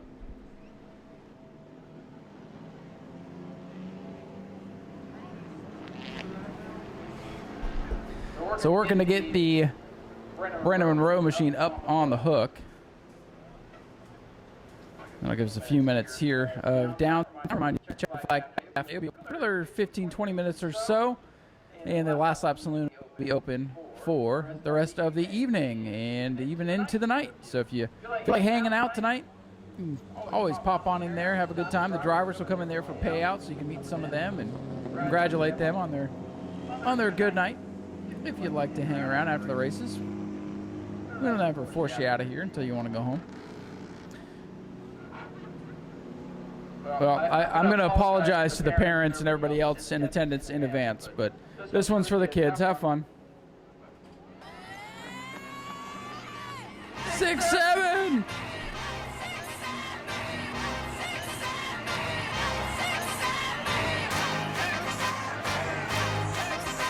Where's our 6-7 people at?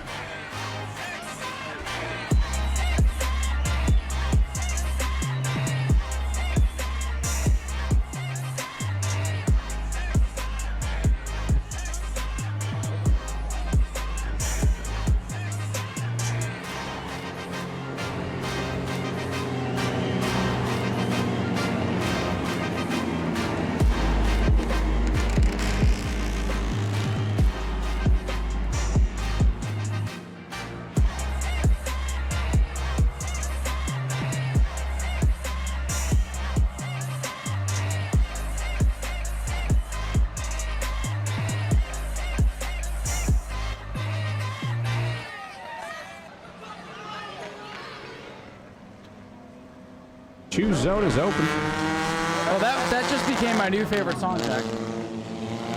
I'm glad you feel that way. So we'll get the field doubling up. We've got the 7, we've got the 2, the X, the 3. As we get ready to restart this one.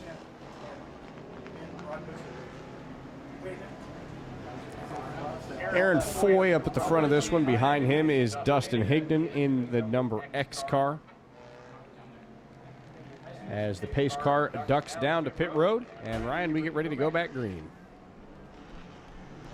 All right, getting ready to go back green, and just got another entry for next Friday night. Green flag back in. Foy is going to get the jump, but Higdon looks to the middle. He's going to try to take him 3 wide through the turn. He gets shuffled back behind them. Foy and Davila side by side, and Foy gets loose on the backstretch. Steven Davila, white number 2, flying out in front. Got that primary car put back together after a big wreck on the back straightaway a couple of weeks ago. He backs way off there at the line as they scramble into one. Look at the smoke coming out of the 7. Aaron puff Foy, of something there. That last lap, a 24.074. Very, very close to a breakout. They were all close. The entire top 3 was close to breaking out. So they're going to have to tiptoe here down the main straightaway, and we've seen how that gets pretty wild. Everybody's good. Nope. Charles Friddle broke out. 23.9. 72 is going to have to drop to the back of the competitive field. And there he goes, pulling up topside. His teammate, Aaron Foy, currently in the lead. Higdon trailing him. Here comes the 2 down low. And at the line. Oh, got another one. There's Steven Davila breaking out now as well. So Foy and Higdon that last time, Ryan, ran a 24.008. I mean, that's about as close as you can get without going over. 2 cars clear to get back in the race. At the line this time. Watching the time. Oh, got Steven Brown. That 3rd place spot, Ryan, it seems to kind of be cursed, if you will. Almost everybody who's been getting in the 3rd spot between Davila and now Brown. Everybody's breaking out from third. And look, the 72 broke out 3 laps ago. He's back up to fourth and charging hard. We're in a line this time. Let's check the time. Everybody's good. Well, race on. Now you got 4 cars in the mix right now. Aaron Foy in the yellow car. Dustin Hickman in the X. That's the car with the pink wheels. 72 Charles Friddle going by Vincent Cortez for third. Friddle looking to the inside of Cortez. He's going to get the third position away for now, but Higdon looks to the inside of Foy. Friddle going to take a nearly 3 line. Everybody's nope. Friddle breaks out again at 23.793. He'll send him back to the end of the competitive field. So a second breakout for Friddle, who might have scraped the wall there. He was trying so hard to get on the binders, he almost washed up into the fence, battle for the lead. The top 2 in the championship, side by side for the top spot here. 8 laps to go this time by, and look at Everybody's good that time around. Higgins looks down to the bottom. He wants the lead away from Aaron Foy. Vincent Cortez, boy, he's had an up and down season, what it would be for him. And there's a slow car on turn number 2. It's the 56. Brayton kind of slowing up here. We're going to see if he can coast to the pits. Great battle up at the front of the pack. And check in the times. Everybody's good that time. We got 5 cars in the mix here, Zach. Higdon and Foy, no surprise. And it's Cortez, Brown, and Friddle mixing it up. And don't count out the white number 2. Stephen Davila is finally working his way back up through traffic. I think it's going to be a 6-car race here before the checkered flies. Higdon dives down to the bottom. They're going to be side by side as they roll down the front straightaway. Door to door, the 7 and the X. At the line, they're both good, over 24 seconds. Higdon has the advantage as they roll into 1, but right behind him is Foy's teammate, Charles Friddle. Stephen Davila is running laps at 23.4 right now, trying to catch the lead pack. Only the top 3 get called for the breakout, so that's how he's able to reel this field back in. Here they come, 5 laps to go for the champion, Aaron Foy. Higdon pulls up, boy. Oh, we got Charles Friddle again. The 72 is broken out, a 23.983 that time. And normally he'd be done, but he can go drop behind, I believe, the 2 and keep it going. Yep, he's clear. 72 back in the race as he clears the competitive field, as Eddie Evans and Jim Irv have fallen off the leaders now.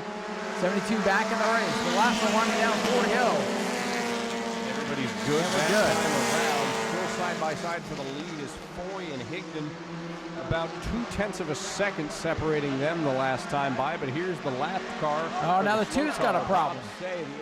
Whoa, Whoa, Bob. Almost up into the wall. What do you say? What a save for Bob Say. Oh, now the 72. There might be something on the racetrack, or a tire down on Charles Friddle or something. I don't know. It's all coming apart with 3 laps to go. Charles Friddle has nearly come to a stop there at the That's going to bring out a caution, I think. And I think he's still got it moving. And there's the caution. That'll bring out the caution. He just got out of harm's way, too.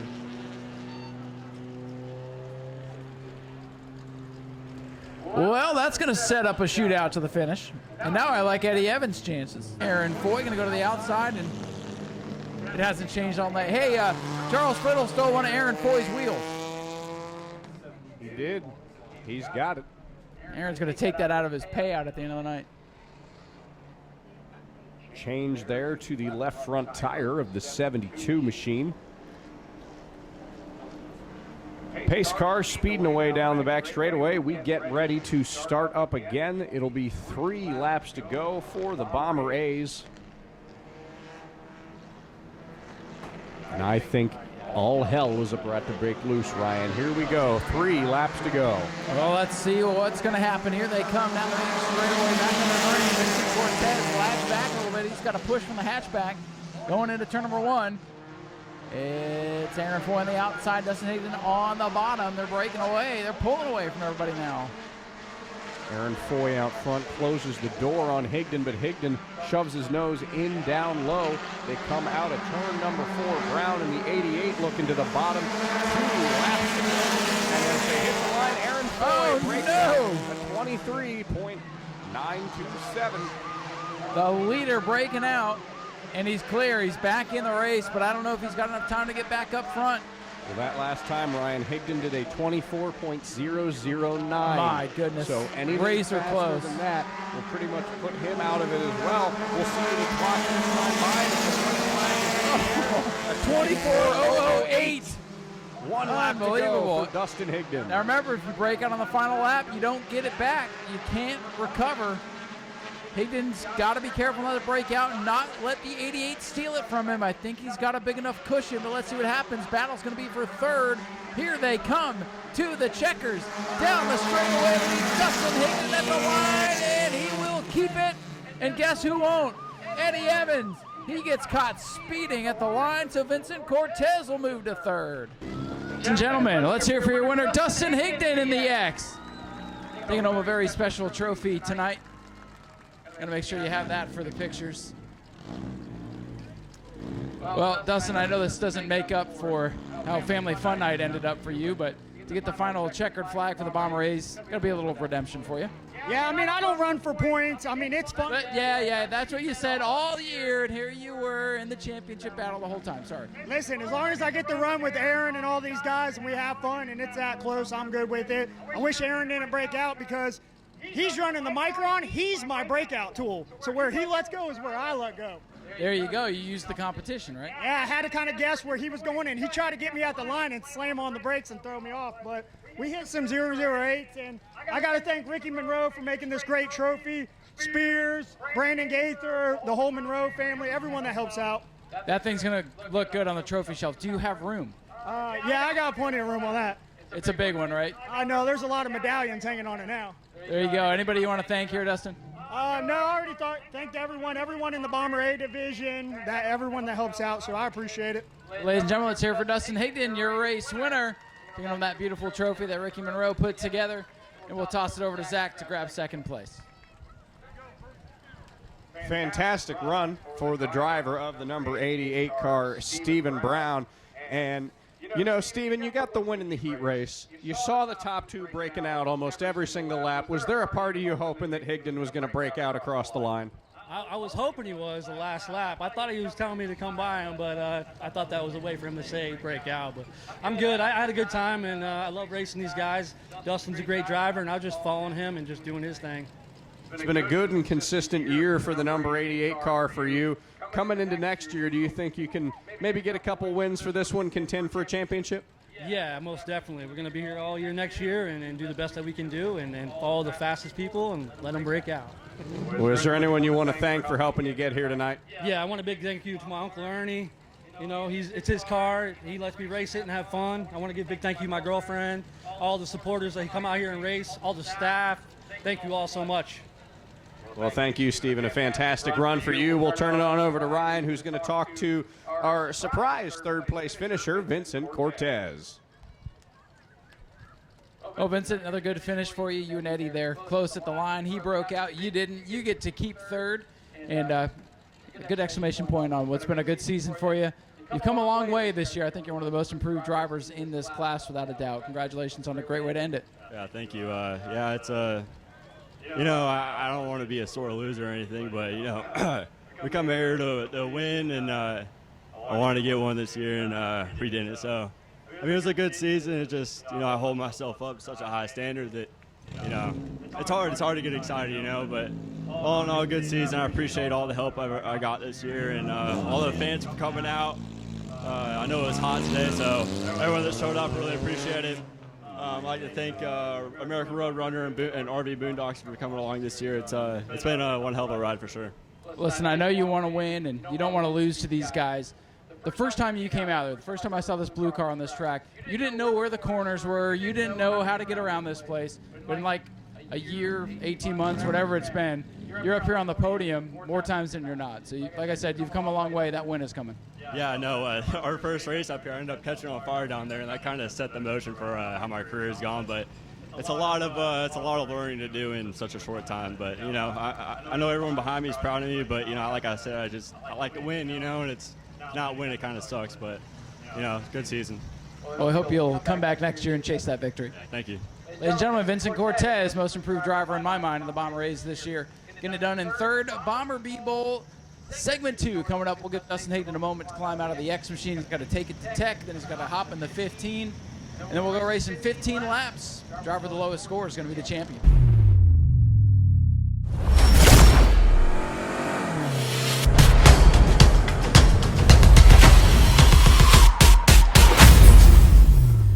They're at the back because they did not qualify for the invert.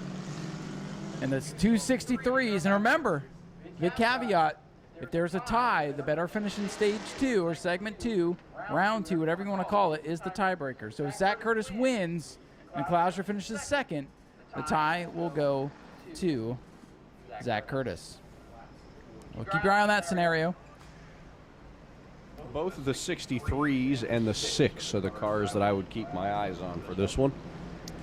I mean, history tells us that's going to be the case. Let's see what's going to happen, though. As the green flies, John Gross, the pool boy, is on the loud pedal and pulling away. Dalton Gale in the 28 takes second away from the 72 car, who is back on the charge on the outside. Joe Warner gets second position back, and it is chaos down there in the middle of the pack. Battle for the Bomber Bowl lead. Tony Bromley trying to get some spots. He's down on the apron trying to pass cars. Rich Klauser inside of Zachary Curtis. Watch that gaggle as they come down the main straightaway. Chuck Rush getting up here on the main straight. He's going to go backwards. He may have a problem. Chuck Rush, the K9, the Junkyard Dog off the pace. Higdon is big time sideways in front of him. He saved it. Safe off turn number 2. What a save by Dustin Higdon, the 15. As whoa, look out! Around goes the Black Pony. Ben Say in the 3. Still green, still green. See if he can get back around. Whoa, Tony Bromley's turned around in turn 1 as the yellow comes out. That's going to save him. And there is the caution. As the 3 gets going. Waiting for. Well, a lot going on. The 3 goes around in turns 3 and 4. The 6 goes around in turn 1. If there was a 9 car, it'd be spinning right now. Not We'll looking see. like it. It doesn't look like it yet either. Pretty standard. Oh, Zach Curtis faked out. He faked us out. He heard us and said, hey, watch this. Hold my 63. Chuck Rush went down to the bottom. And so did Kenny. Yep, we had a bunch go to the bottom there. So at the back of the field where no one cares, then they mix it up. Then they mix things up.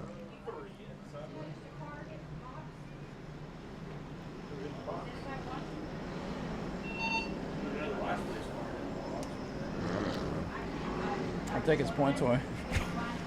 All right, lights are down on the pace car. We are ready to go back. Green flag racing. John Gross, your leader. Coming to the green flag, back up through the gears. Go John Gross and Joe Warner. Oh, And Tony look at Bromley Tony through the grass. Bromley. He can't do that anymore, though. He doesn't know that. That's his one mulligan. He tried the Zach Curtis move. Right now it's paying off. Oh, John Gross, he's stacking up the bottom. Bromley looking for more. The X is sideways off the corner. We continue. Look at Zach Curtis through the middle, 4 wide at the front. In turn number 3. This ain't gonna work. Oh, the 72 says, no, I'm out of here. Oh, John Gross, whoa! Right into the barrel. The pool boy takes out the barrels. And that was a big one. 28 cars also got damaged. We hope John's all right. Window net down on the 93. Great news. A vicious hit at the worst spot here on the front straightaway for John Gross. Right into the barrels for the pool boy, John Gross. Race control going to get on the radio and remind the 6 to stay out of the grass on the restarts because that move has been outlawed. It's almost like the Martinsville wall ride a little bit. Yeah, and it's a move that was kind of being used a little bit too often, and Tony hasn't been here since they changed it. So damage to the 28 car, pretty significant there to the front end of that Monte Carlo. Good to see John out of the 93 car after he took a wicked hit there. I mean, that car jumped up into the air. Then getting the 93 car out of the grass. The field is red flagged. The 28 coming down pit road. We look to get everything settled out with race control, get the lineup set, get John Gross's 93 machine out of the grass, and we will provide updates to you as we get them.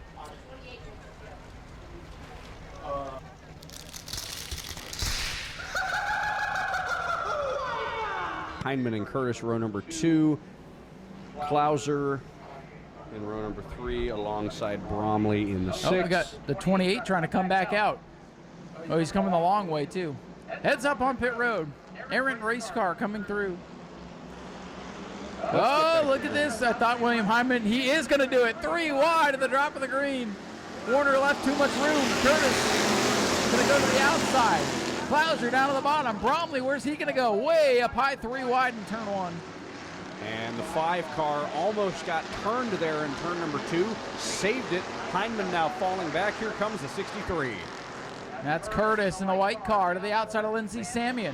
Samian trying to cut him off in the lead lap. Here she comes off the 4th corner.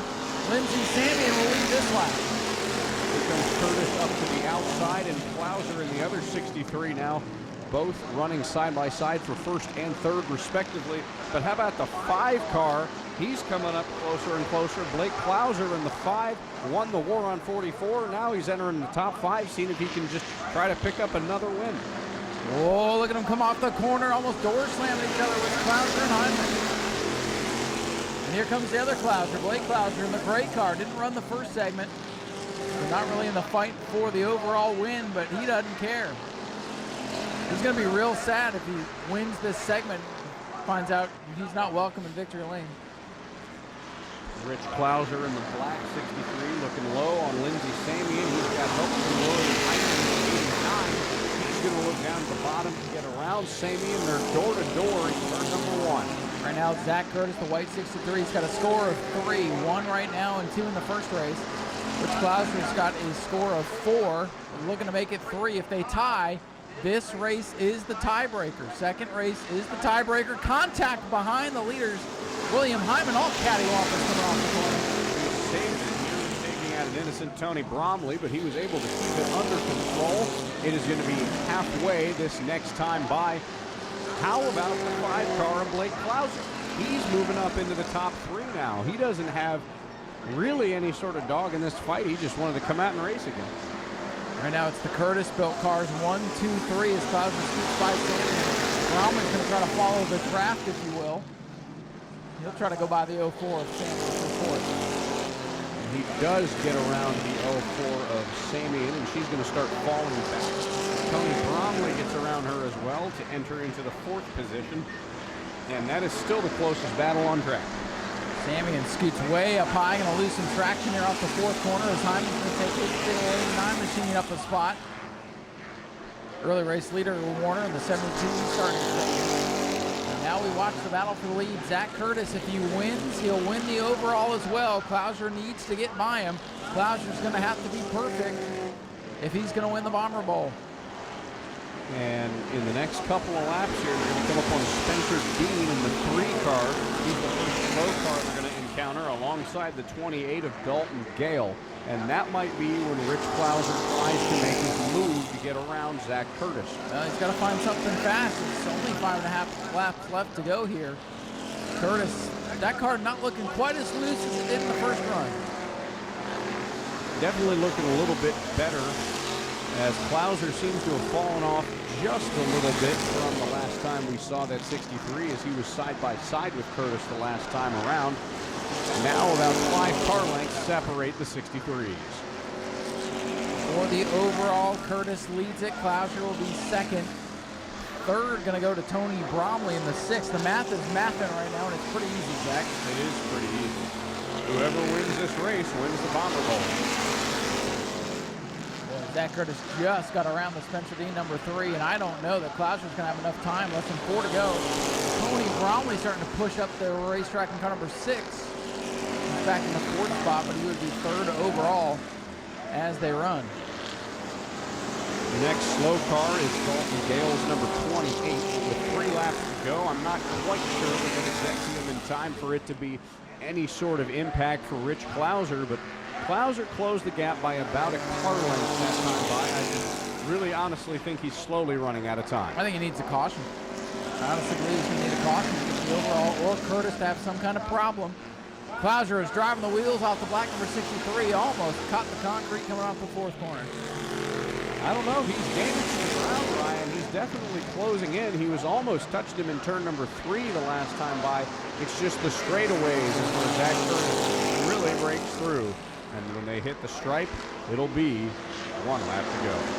Here we go, white flag of the Bomber Bowl. Zachary Curtis looking to get back to his winning ways. Didn't win the first stage, but coming up big when the pay window starts to open. White flag is out. Caution won't save anybody now. Curtis by 3 car lengths going into turn 3. A gaggle of cars dead ahead. Skinny Roth 1 car in front of him. And here they come to the checkers. Whoa, Zach Curtis again loose behind the 80, but it doesn't matter. Curtis wins the race and the overall. Rich Klauser second and second overall. Third goes to Blake Klauser. Fourth, Tony Bromley, who'll be third overall. William Hyman fifth. And we'll do the math from there. Zach Curtis back to his winning ways yet again. Zach goes to victory lane on the track, and Zach will go from the booth to the track to talk to our winner. And in typical Zach Curtis fashion, he'll burn it down.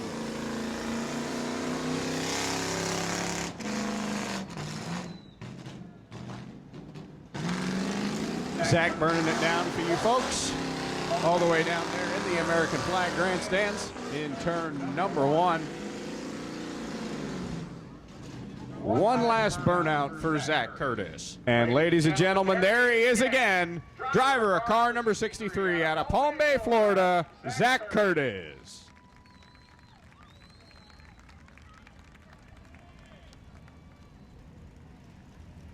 And Zach, of course, you had to outrun the car you won the championship in that other 63 with Rich Klauser behind the wheel. He had you in the first race by a nose, but you definitely drove a little bit, yet something changed on this car this time around. Yeah, we had to tighten it up quite a bit, and I don't know if it was still enough. He was reeling me in, and I seen that, and I'm like, you know what, I wanted to mess around, but we got stuck with those other cars there on that, man, it took forever to get a freaking restart going, but after we finally got clear 1, 2, 3, I'm glad all 3 of my cars, we pulled it off like that. Well, Zach, you are the winner of the Bomber Bowl. You did come home with the most points at the end of all of it. Another trophy on your shelf for this year. Yeah, that's nice. I wanted to finish 1, 2 like I guess Blake did the same thing I did. He finished third. I finished third in the super stock, and he won. So we just swapped it off. Anyone you want to thank? Yeah, I got to thank my fiance. I got to thank my buddy Kyle. He's coming. This is actually his car. He won it in a raffle for $100, and yeah, he's never even raced the thing. He's just been watching me beat the crap out of it. But got to thank him, my dad, my buddy Matt for switching some stuff on this while we were in tech with the super stocks. We got to get back to that. But and all the fans, I hope you guys enjoyed that. Well, Zach, congratulations on yet another win for you. Ladies and gentlemen, once again in victory lane, it's Zach Curtis. We'll turn it on over to Ryan to talk to our runner-up, Rich Klauser. Thank you, Zach. See Rich Klauser out here as he gives the high fives to Zach. And, well, you got him in the first segment, and you thought you won something, and then we told you didn't, and then you had to beat Zach again, and that's just tough to do. But, hey, runner-up to him's like winning. That's what some of the guys say. We're here for second, so it's like a win. Against this guy, for sure, yeah. We came out here in the first race, and you ran me out of here. I thought I was going to be able to celebrate a win. Oh, you got to celebrate. Oh, okay, yeah. I did the burnout. That's okay, yeah. But yeah, I actually got to outrun this guy. That was really cool, and I was able to pinch him off with some lap cars and get by him. But he got out in front this race and set sail. I was digging. I was trying to catch him. We were slowly reeling him in, but I seen him looking in the mirror. He wasn't lifting either, so we were going at it. I was watching Blake behind me. We were slowly reeling him in. We just ran out of time, but it was a lot of fun. These things are so much fun to drive, man. I just thank you, Zach, for letting us play with his toys, and it's just a blast. It's got to be fun at this point in your racing career to just come out and have fun, you know, instead of putting all the money into the super late models and all that stuff. Just come wheel these things and have a good time. Absolutely. These things they're so cheap and so much fun, and you can beat and bang, and just to do this stuff with my son and best friends, with the Curtis family. It's just fun time right now. And what a cool picture you guys can have. All 3 up here, even though he's going to be like 10th at the end of the thing. It don't matter. He's up here, but good job for you guys tonight. Thank you. Ladies and gentlemen, Rich Klauser, second in segment 2, second overall. And where'd Zach go? Talk to Blake anyway. He's a nice guy. Blake comes home third in segment 2 of the Bomber Bowl. Going to shake out a little bit further down in points than that, but run for fun, and you came home in third place. Yeah, for sure. These things are a blast. Yeah, I wish I could have finished 1, 2, 3 in points too, but he gave me the clunker. This freaking steering wheel wouldn't even go on. It wouldn't start for that race. You know, he just, I don't know what he gave me, but it was all right once we got going. Once I got out here, I was able to get in a rhythm and stuff. It wouldn't start for practice, you know, so we were just out here having fun. Well, fun little double duty night for you, picking up the win earlier tonight and coming on to this. Anyone you want to thank? Yeah, absolutely. Obviously, Zach for letting me drive this car. I know Chris Rummel owns it, so thank him for trusting me to drive it. And then, yeah, all the same people that I thanked in the Superstock, they all make this deal happen. My mom, my sister, my friends, Peyton, of course, my girlfriend, and just everybody else who makes this deal happen. I wish I would have had a few more laps there, like 6 or 7 more laps. I probably would have ran them back down, but it's all good. Well, congratulations again, Blake. It's been a great night for you. We'll turn it back on over to Ryan. We found our third place finisher overall. He got the memo. Tony Bromley making his way here in Victory Lane. And Tony, it's been a little bit since you've been here. We forgot to tell you we closed the Monroe Express lane over there in turn 4. But you got third overall, so a good return and a very sharp-looking race car. Yeah, I appreciate it. Yeah, we've been doing a bunch of dirt racing this year. This is the first time I took this car out here, so actually it's the first race ever. But yeah, I didn't know the Monroe Express was closed, so I just decided to use it, you know. Yeah, we say we'll give him one mulligan. He hadn't been here for a while. We're all just trying to have a good time tonight, and hope you had a good return coming back to the asphalt after all that dirt stuff you've been talking about. Yeah, dirt's a lot of fun, but it's always fun coming back to this track. Good for Zach and everybody over there. The Couture team came up one short for this race tonight, but we'll get them again next time. Well, we hope you had fun with the Bomber Bowl, throwing a different format at you. And I think everybody has fun with it, even though it's hard to math. Oh yeah, math is hard, so you know. But we just do what we can. We just race and see if we can get up front quickest. Anybody you want to thank? My mom and dad, my family, my wife, kids, and yeah, that's about it this year. Ladies and gentlemen, our real third place finisher, Tony Bromley in car number 6. All right, so we'll wrap up Victory Lane here as everybody's getting the pictures. And we got the Ground Pounders coming up next. They'll go 20, then Mod Minis. They're going to do 10 laps with the Mod Minis. We got the Dash for Cash and then Earnhardt Experience, and we'll get out of here.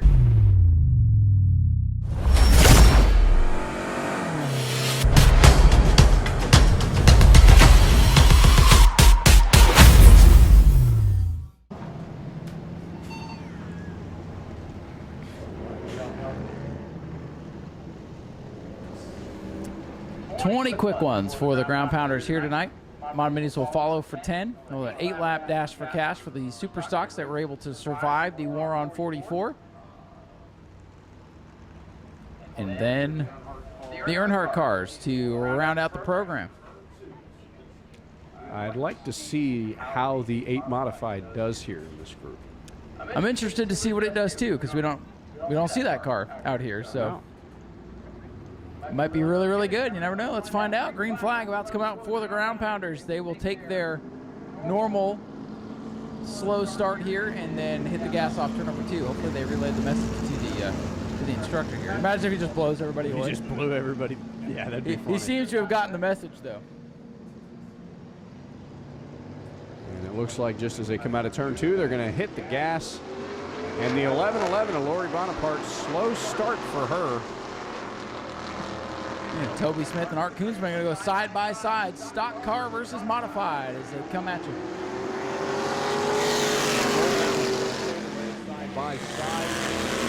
Smith gets the advantage, gets around the possum as they roll out of turn number 2. About a car length between the two of them. The biggest battle now is for third between the 111, the 8, and the 56. That 8 car's got some motor under that thing. He's up to third. Mark Ebert, again, one of the instructors from the out of Coburn, Virginia. He is making a good run for himself here in the third position. On the podium. Chasing down the series veterans, Toby Smith and Art Koonsman. I wonder if he qualifies as a sportsman, because he'd be best in class right now. He would be. You know, we're gonna call him the extra. Right now, leading the sportsman is the 111. That is the Colin Smith car. Leading the modifieds, of course, the race leader, Toby Smith, and leading the stock cars is the only stock car here, Art Koonsman. The only stock car left. That is true. The Cutter was a stock car. That's right. But hey, second place for Scott Cutter in the class. Boy Bonaparte about to go a lap down to the leaders. Toby Smith will sneak by here. Very unfortunate for Bonaparte. She had a really, really good run going in the heat race. Probably the best she'd had all year, and then the tire went down. I don't think she feels comfortable with the set of tires that are on there right now. Smith and Koonsman up at the front of the field. They are now up on the next set of slow cars, which are Piccolo and Colin Smith. Over them a lap down within the next handful of laps here.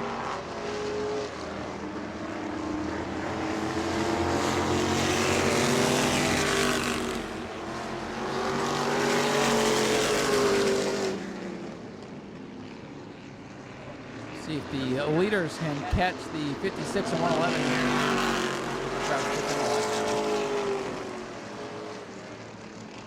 And I think they might, Ryan. 18 is now pulling in behind Robert Piccolo's. Watching the infield right now, they're towing the Chase Simons car behind his golf cart after tech is cleared. I do see that. Simons is not eligible for that dash for cash. He did finish in the top 10. Oh, the Smiths come together in turn 3. Colin just came down on Grandpa there.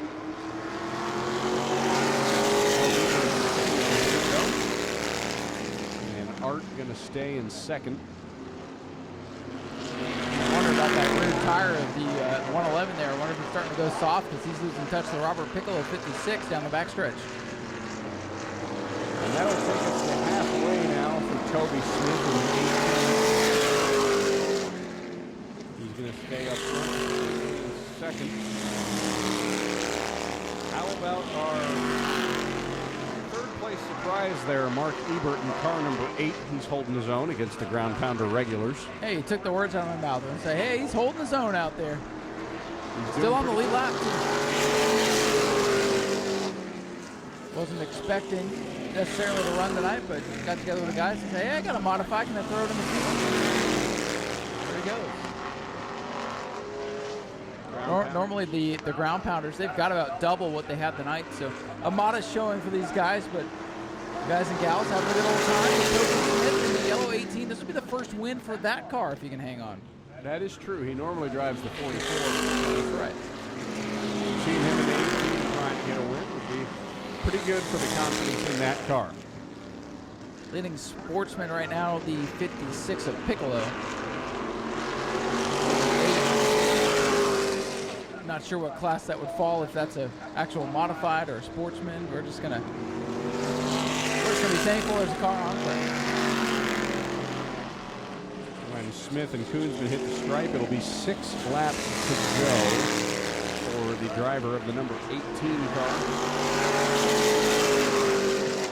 6 to go, and then we'll have the Mod Mini 10-lap shootout up next.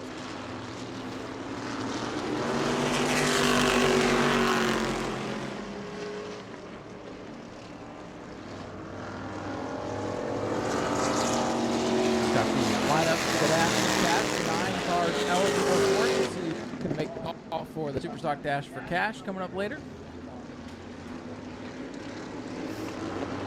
And now we've got the leaders coming up with these slow cars here.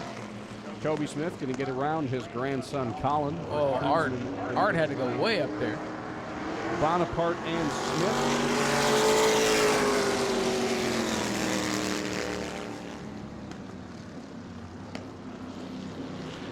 And we will go to 3 laps to go right this next time by for Toby Smith, driver of the number 18. Laps to go for Toby Smith and Art Koonsman. Third on track right now, Mark Ebert in the 8, Piccolo in the 56.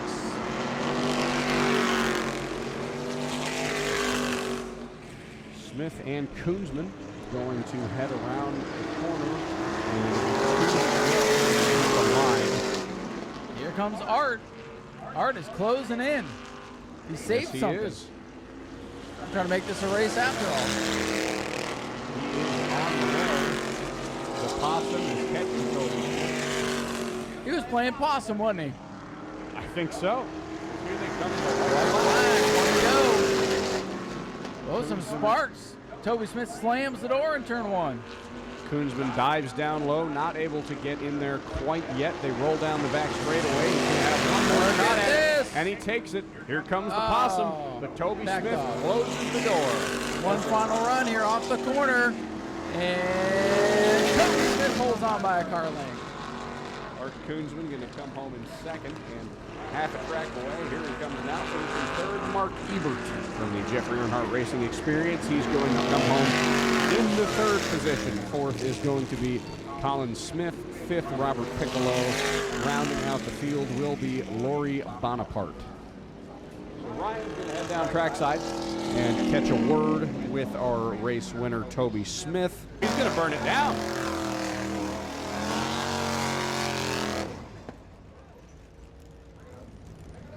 Something came off the car too. I thought he was sparking there late in the race. Something came out from underneath it. Doesn't matter, he wins anyway. Not often you get to see a victory donut for the ground pounders, and well-deserved win tonight for car number 18, Toby Smith, your winner, climbing out of the beautifully prepared modified. Toby able to hold off the Possum. Art Koonsman made him earn it there late. Well, Toby, parts and pieces started dangling off this car with a couple to go. You got a little work to do on the front end, but you're able to hold off Art Koonsman and pick up the win. Congratulations. Yeah, we got a new guy in the club. He's got 2 of these cars, and it just happened about a couple months ago. I wrecked my car. He wanted me to drive this one. It's been a dream. This thing's fast. I still ain't got used to it, and there's a lot left in it. Did you have fun doing a burnout in that thing? Oh, heck yeah. It's been a long time since I did a burnout in a modified. Just had to come out and have a little fun. A great way to end the season for you, too. Yes, it is. I've been looking for a win. I think I only got one this year, and it's good to get another one in this car. We got some more cars that are coming. Probably as fast as this, if not a little faster. Had a ball with these guys. Art's fun to race with, but I know he's hard. He's going to come after me if I don't go. That's right. Do you have anybody you want to thank tonight? I want to thank my wife. I want to thank Bob, the owner of the car. I want to thank all the ground pounders for everything they've done this year. New Smyrna mostly for letting us be here. Ryan, thank you for all you do. Jim, thank you for all you do. I guess that's about it for now. Ladies and gentlemen, let's hear for Toby Smith, your race winner in the Ground Pounders. We'll turn it on over to Zach to go talk to our runner-up, the Possum. Second place finish for our series champion, driver of the number 9, Art Koonsman. Art, you brought the Possum back out to play tonight, and you almost got a win in it. You're about to run down Toby. How close was that for you? Ran out of laps, didn't we, Toby? No, it was fun. Good, clean racing. Toby's fast. Possum will be back. Been a real good year. Want to thank the fans, Tom, my family, my crew, all my sponsors. But we'll see you next year. Did it feel good to be behind the wheel of the Possum again? Yeah, it did. It's a really comfortable car to drive, believe it or not. Showing some sportsmanship there, but Art, a great run for you. Congratulations, Art, your runner-up. We'll turn it on over to Ryan to interview our surprise third-place finisher. Thank you, Zach. Mark Eber down here shaking hands with the winner, Toby Smith, as they debrief. We'll get Mark over to the front of the car here in a moment after they finish. Well, Mark, you thought this looked like fun. Decided to pull the old modified off the trailer. And what did you think of running with the Ground Pounders tonight? Oh my gosh, it was so much fun. Yeah, I thank them for letting me do this with no practice time. And JD and the guys, they always ask us how good the school cars are, and I mean they're obviously pretty good. We rolled it off the trailer and put some air in the tires, and they ran great. And with a little more time, I think we do better. So hopefully we'll try to schedule coming back here to New Smyrna when these guys are running again and give it another try. Well, that'd be good to see. We always like to see new cars. And, hey, when we saw it rolled out, we were all confused up there. It was the president, Scott Cutter, who filled us in. And here you are. You end up with a podium finish for your troubles. Yeah, it's just a tremendous racetrack. We love coming here. Holly, the whole staff's always so nice to us when we come here with a driving experience. So those of you that enjoyed this, look us up online at the Jeffrey Earnhardt Racing Experience. You can drive this exact same modified with us here, and it's obviously pretty sporty.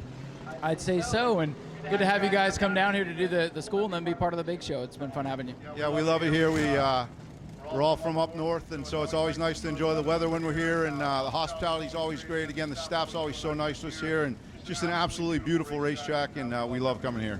Mark, thanks for coming down, being part of the show. Mark Ebert brings it home in third place for the Ground Pounders overall tonight.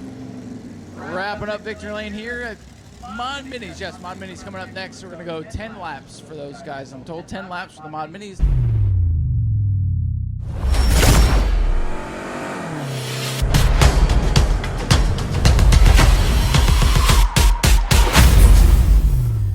Brote no longer behind the driver's seat of the number 6 car.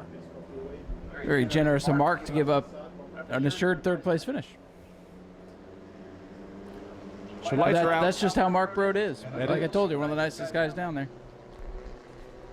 So lights are out on the pace car. It'll be a 10-lap sprint between the 3 cars here. No, sprint cars were 2 weeks ago.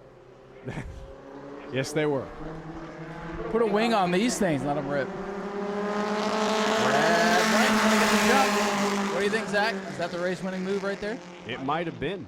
9 more laps to go for these guys, but Brad Blanton already jumping out to a 7, 8, now 9 maybe car lead over the 95. You missed it. You should have said 6, 7.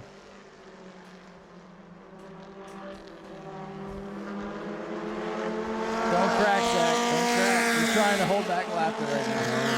Brad Blanton lead. Ernie Winton in the second. Who'd you say was in the 6? Who's on 6? The 6 is that is Cody Tabor. First time scheduled out. to be in the 4 car. He's in the 6 now.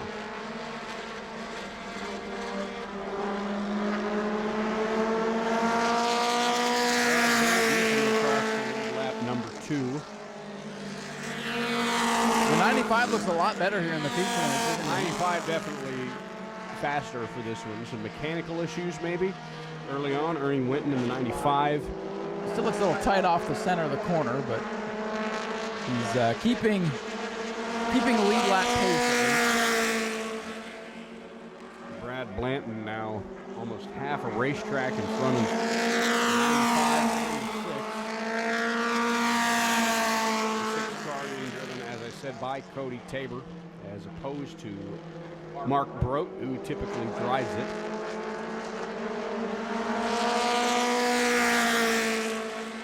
Yet another lap on by, led by Brad Blanton.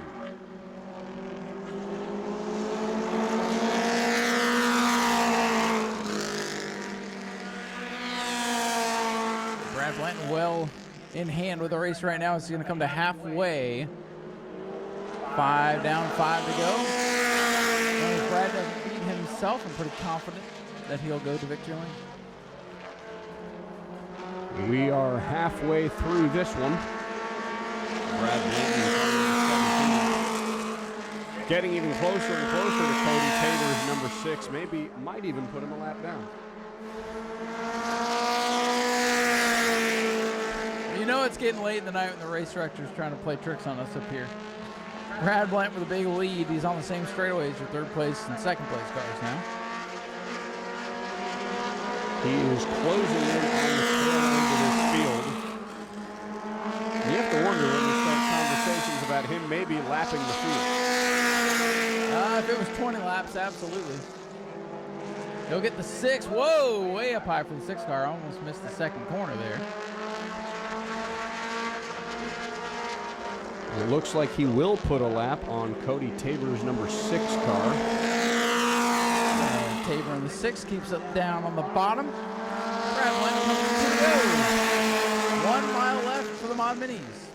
Here at Smyrna. Brad Blanton keeping it up front through turn number 2. He has now put a lap on Cody Tabor's number 6. He has set his sights on Ernie Winton's number 95.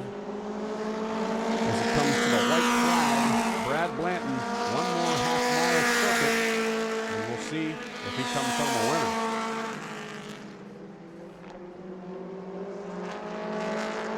He's going to run out of time catching Ernie Winton, who, again, has made drastic improvement from the heat race because he was lapped in the 8-lap heat race. And I think he's going to just barely hang on here. Checkers are out.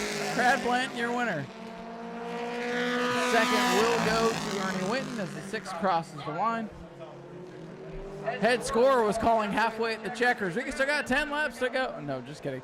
Zach will head down trackside, grab a word with our winner, Mr. Brad Blanton. Super Stocks, Dash for Cash coming up next. Super Stocks to station. Ernie Winton finishes up in the 2nd spot. There he is, ladies and gentlemen. Brad Blanton, driver of car number 17. Your winner. A dominant performance by Brad Blanton, putting the 6 car a lap down, going through all 10 laps to win. Brad, 10 out of 10, a perfect day for you. Hey, you don't have those every day, and I'll take it. I'm excited to be here, excited to get this car back in victory lane, excited for Vulpius Motorsports, and appreciate Ernie and appreciate Mark and his grandson, and we had a good time tonight, and I'm just glad to be able to bring home a win. Sticker. Anybody you want to thank? Well, I would like to thank Barker Law, Vulpius Motorsports. I'd like to thank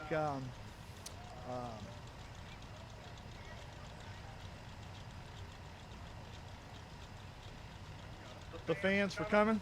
I appreciate y'all. And my mom and dad really set me up to be able to do this, and I just am appreciative of them every day, even though they both passed. And this is the first time I've been able to get back to victory lane since my mother passed away, and since my father passed away, I'm just been excited to be here. Well, Brad, congratulations on a fantastic win for you. Blanton, everybody, we'll turn it on over to Brian to interview our runner-up finisher, Ernie Winton. I don't know how good the zoom is on Speedway video, but Tom, you got to get a picture of the sticker cap on the wheel. There's a Busch Latte in the wheel of the 95 of Ernie Winton. Ernie, you've earned a Busch Latte after that performance tonight. Looks like you struggled a little bit in the heat race, and the car looked a little bit tight. But Light's all because of Todd. This is all Todd Hoyt's old car.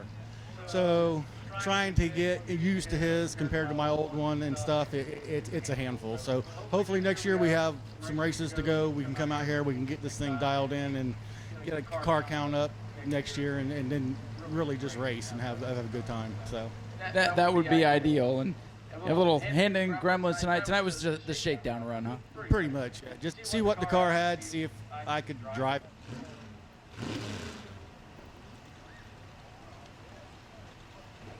The microphone, see, it likes me. It's definitely you. It's definitely. But hey, good shakedown run for you tonight. You at least get a second. Hey, now the microphone. But hey, a second place in the podium for you. Do you have anybody you want to thank? Just wife, Aaron, for helping me out. Todd for setting the car up, even though he set it up for him and not for me. But we'll hash that difference out. Ernie, it's good to see you back here at the racetrack. Ernie Winton brings it home with a second place finish, and we'll turn it over to Zach. Excited crew down there, ready to talk to you, Zach.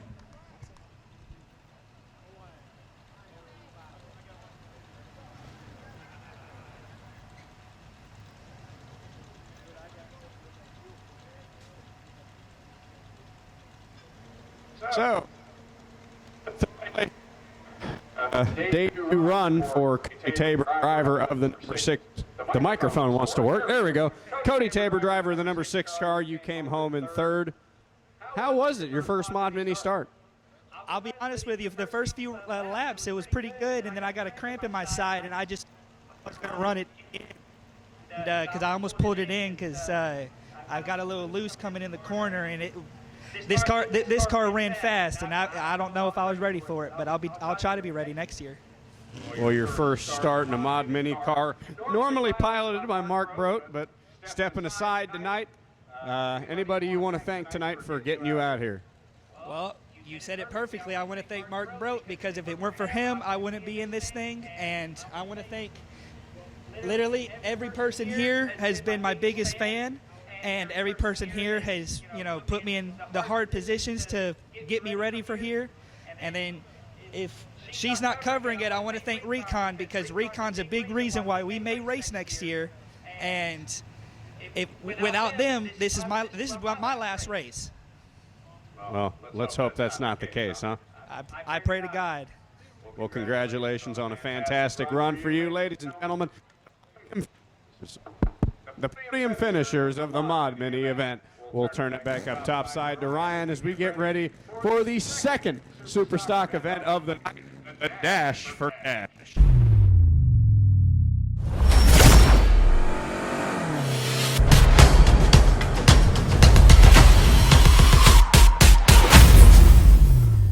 I'm shocked he didn't make the come out here tonight. He was testing for it the other day. That's had some that car's been finicky all season for them. That's true. Well, the lights are down on the pace car. So we are set for 1 lap to go for 8 more laps of racing. So the war has been fought and won. These guys are out here to pick up the scraps. So here we go. Bobby Holly, Don Duval, lead us to the green. He jumps out to an early lead going through turns 1 and 2. Whoa! Duval tucks in line behind him. A very sketchy move by the 1848 car. Could have been costly. He was able to save it, but now backing up and falling off pace and braking hard almost into the wall. Duval number 18/48. He drops to the back of the field, but hey, 5th place in this one. Still a nice chunk of change to take home with you. The veteran Bobby Holly scooting away with the lead. Battles for 2nd. Here comes Gibson in the Camaro. Gibson pushing the 98 of Gage Spears through the 2nd set of corners. Now making the move down on the bottom to try to get around him. Ryan, the 23 car is pretty fast. He's found some momentum after that early crash. Yeah, if he can get clear of the 98, maybe he'll have something for Bobby Holly. But again, this dash race will be tough to catch him. He moves up topside and then looks slow, but doesn't quite have the angle to get down. 98, 3 laps down, 5 laps to go, and Bobby Holly in some clean air now. Gibson having a fit right now with Gage Spears, a 98 car. Spears hanging on to 2nd. Meanwhile, Bobby Holly continues to stretch out the lead in car number 56. This time by, already halfway, 4 to go. It really is a dash. Gage Spears got really loose there out of turn number 4, almost hit the wall on the front straightaway, but he was able to keep in front of the 23 car, and well, now the 23 car closing back in on him, and battle for the 4th position right now between Don Duval and William Heindeman.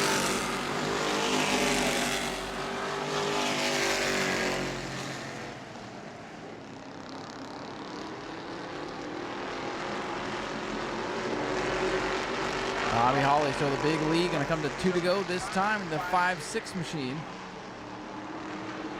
Spears hanging on to 2nd. Kenny Gibson is not quite able. He's going to have a big run on Spears. He's going to push him down the corner, but lets off. Tries to duck in low, but couldn't quite make the pass. The field strung out 1st through 5th. Bobby Holly, a comfortable double-digit car length lead over the battle for 2nd. Yes, exactly 11 car lengths for Bobby Holly. As he comes to the white flag, William Heindeman on that stretch. Battle on this one's going to be for the 2nd spot. Holly holds pace through turns 1 and 2. Hits the backstretch good. The closest battle for 2nd. Here comes Gibson. Thunders around Gage Spears. Pulls down to the bottom. Bobby Holly's going to come off at turn number 4. He will win the 8-lap dash for cash. And at the line, no, the 98 blew up. 2nd, and the 98 of Gage Spears blows up. Bobby Holly getting ready to climb out. Ladies and gentlemen, here's your dash for cash winner. The old veteran getting it done. Bobby Holly, your winner of the American Auto Dash for Cash. And he's going to celebrate in style up on the roof. The traditional winning roof visit for Bobby Holly. He's going to let some of the kids come up with him. Making precious memories down here, no doubt about it. How many kids can we get on the roof of the race car? No, that one says, not doing that. Next year.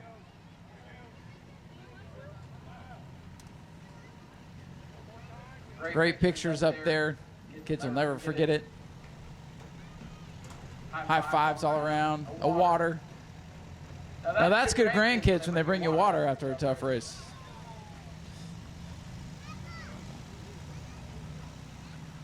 Now who's going to catch Bobby? Somebody's got to catch him.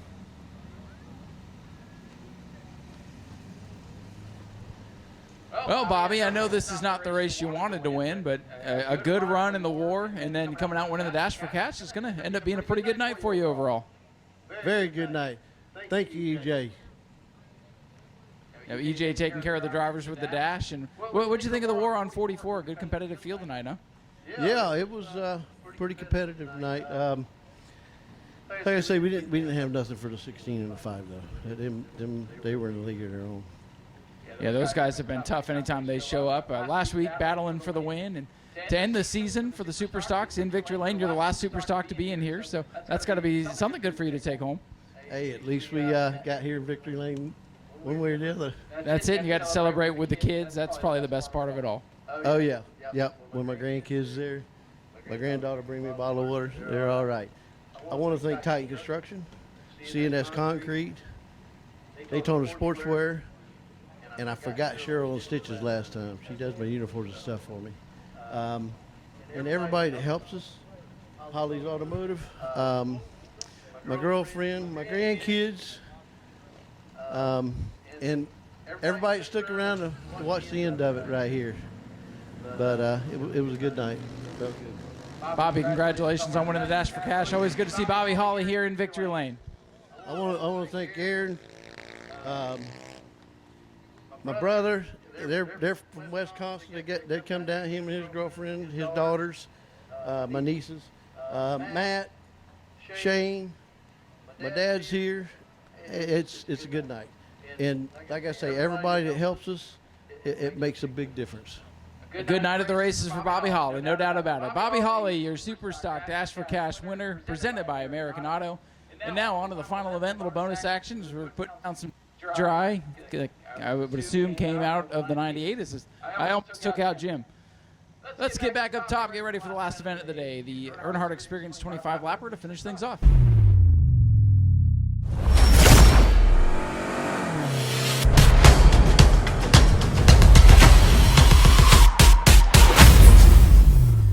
He drove the number 8 car in the Ground Pounders event.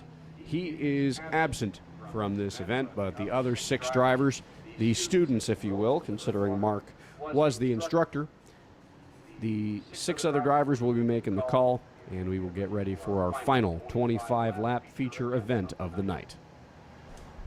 Here we go, pace car ready to pull off the speedway. And our final event set to go green after we got the speedy dry worked in. Now the green is out, and they are underway.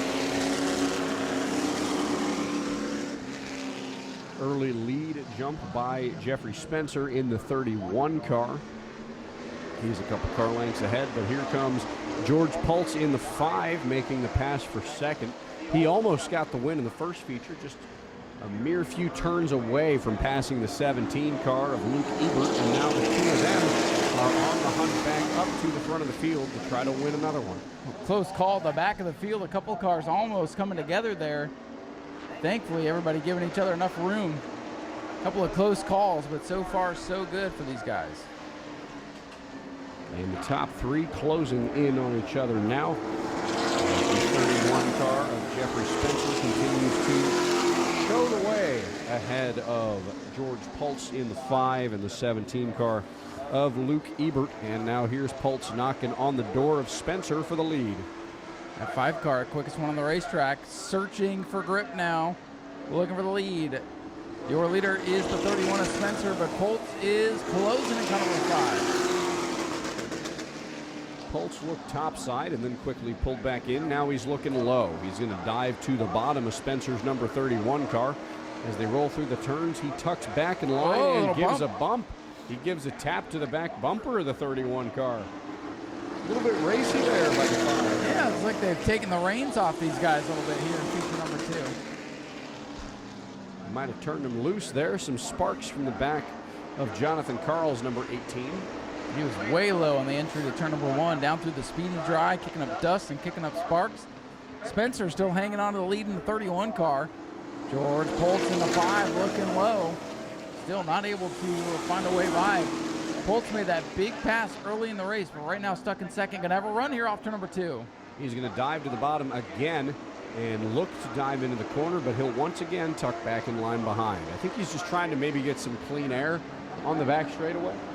Looking for clean air, looking for a line, hoping the 31 makes a mistake. This car is pretty well evenly prepared. It's kind of like IROC racing. A little bit tough to make runs when everybody's equal. It wasn't hard for SRX when SRX had everything equal. No, they were putting on a show. These guys are racing. I also agree with that. It looks like now Poltz making a dive for the lead on the 31 of Jeffrey Spencer. Taking it down to the bottom. I think he's going to make the pass. He does. There you go. George Poltz in the 5, clear to the lead. Spencer back to second. Luke Ebert, the winner earlier, sitting in third. We'll see if Ebert can make something happen here. He's trying to make the pass on Spencer's number 31. Can't quite make it yet, but we still have a little over halfway to go. So no worries for the 17. He can be slow. He can take his time. He can calculate a pass. The rest of the field pretty strung out behind him. Meanwhile, the 5, George Poltz, he's starting to pull away as that battle for second begins to brew here. 16, that Circus Romanian for the Earnhardt experience. The final race of the night, and a good battle going on. And the 18 is loose. Jonathan Carl, very, very loose there for car number 18.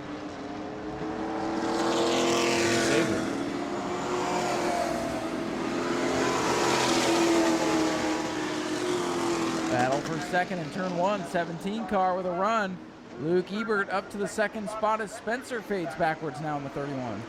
And he made the pass. Ebert makes it up to second. We could be looking now at a second battle for the lead between Poltz and Ebert, but this time it'll be the opposite way around. It looks like with the 17 is going to slowly start to try to reel in the number 5 car. See if the winner from race 1 can make it a clean sweep here tonight. That 17 car, Ebert's going to need to turn up the wick a little bit here. Poltz running 20.7 second laps, 21.2 for Ebert. Not going to catch him at that rate.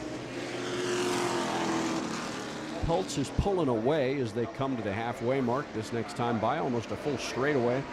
Ahead of Abington, Virginia's Luke Ebert in car number 17. The man from Central Pennsylvania, George Poltz, who is alone at the top of the board. Halfway through this final feature event of the night. And George Poltz continuing to pull away.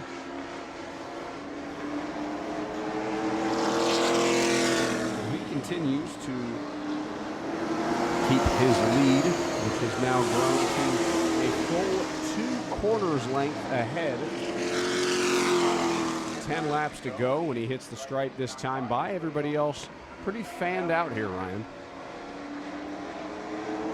Things pretty well settled in for now, but the battle from second on back starting to pack back up a little bit. Might have some action there. 77 car, William Early, very, very off the pace from everybody else. He is almost 3 full quarters behind everybody else on this track. As George Poltz continues to lead in car number 5.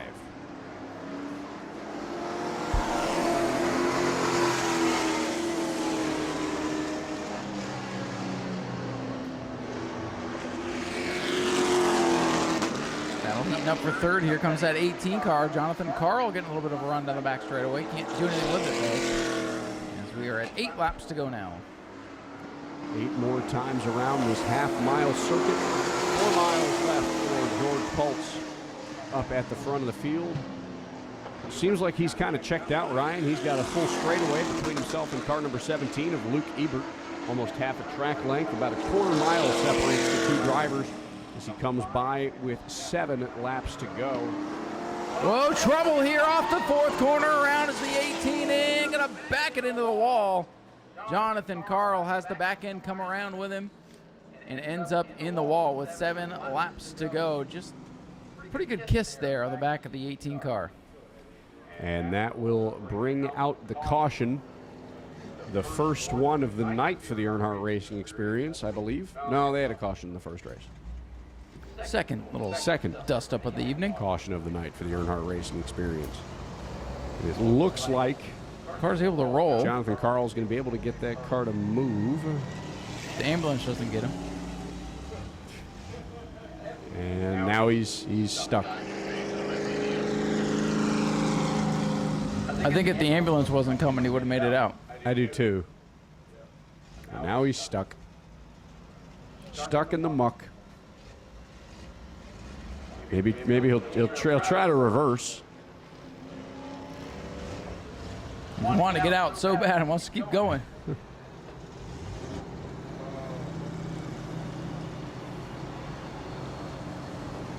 And here comes the tow truck. Uh-oh. We'll see. No, a little push, little shove, little nudge. Push by the wrecker. And he's out of there. All right. We'll see, is the wrecker out? And the wrecker's out. Hey, everybody's out of the mud. We'll see how the damage is to the back of that car as it drives by us here. A little wrinkle there on the quarter panel, but nothing that can't be pulled right out. Tow truck on pit road with some mechanical problems. With handling problems for the pace car, engine problems for the tow truck. No problems for leader Greg Poltz, though. He continues to show the way up front. We come to the green flag. George Poltz in car number 5. We're going to hold up the 17 here, Zach. We might have a little race on our hands. They rocket through turns 1 and 2, about a car length separating each car. But how about Luke Ebert? He's got a run, Ryan. He's moving down to the bottom. Look at this. Battle for the lead, heating up here. He takes it down to the bottom, can't quite get around to number 5. He's going to tuck back in line. And we will see how this shakes out as they're going to come to 5 laps to go when they hit the stripe. A couple of cars wiggling off to number 2. Everybody keeps it in the right direction. George Poltz brings it off the corner. 5 to go. 5 laps to go for car number 5, George Poltz. Pennsylvania native, has been a strong driver all night long. Runner-up in the first event.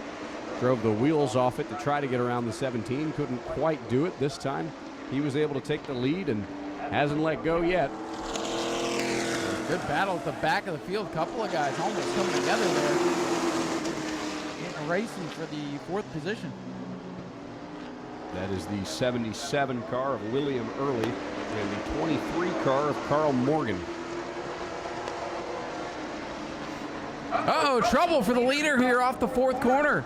At the line, Luke Ebert back out in front. Poltz with an engine problem or something. And he's going real slow. He's going to rejoin the pack at the tail end, but Luke Ebert's going to pull away now, and that'll leave Jeffrey Spencer in the 31 with 2nd. And Carl Morgan moves to 3rd with 3 laps to go, or 2 laps to go at the line. Tough break for the 5 car. George Poltz in control. Car starting to pop and sputter. He hangs on at the back of the field, but we're coming to the white flag this time by. Luke Ebert looking for the sweep here. Final lap of the night. One more time around for Luke Ebert in car number 17. The driver out of Abington, Virginia, looks to complete the double, win both feature events as he heads down the back straightaway for one final time. And through turns 3, coming off turn number 4. Twice a winner tonight at New Smyrna Speedway. Luke Ebert takes the final checkers. Coming home in 2nd to the 31 of Jeffrey Spencer. Carl Morgan 3rd. Will Early in 4th. John Carl 5th. And George Poltz, heartbreaker for him, will round out the field in 6th. Ladies and gentlemen, your winner climbing out, Luke Ebert in car number 17. Inherits the lead late and hangs on to win it.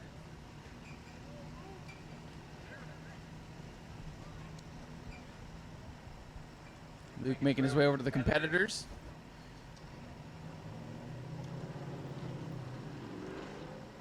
Well, Luke, you get to come out here in the Earnhardt cars and end up with a sweep here tonight at New Smyrna. That one kind of fell into your lap, but hey, 2 wins for your troubles tonight. Congratulations. Yeah, I felt good. I honestly thought I was going to lose to George in the 5 there. I don't know what happened at the end. I think he was pulling away from me. Maybe I would have been able to find something, but I think he was the quickest car on track, and I don't know what happened over here, but obviously something broke, and I hate to see that for him, but I enjoy the win.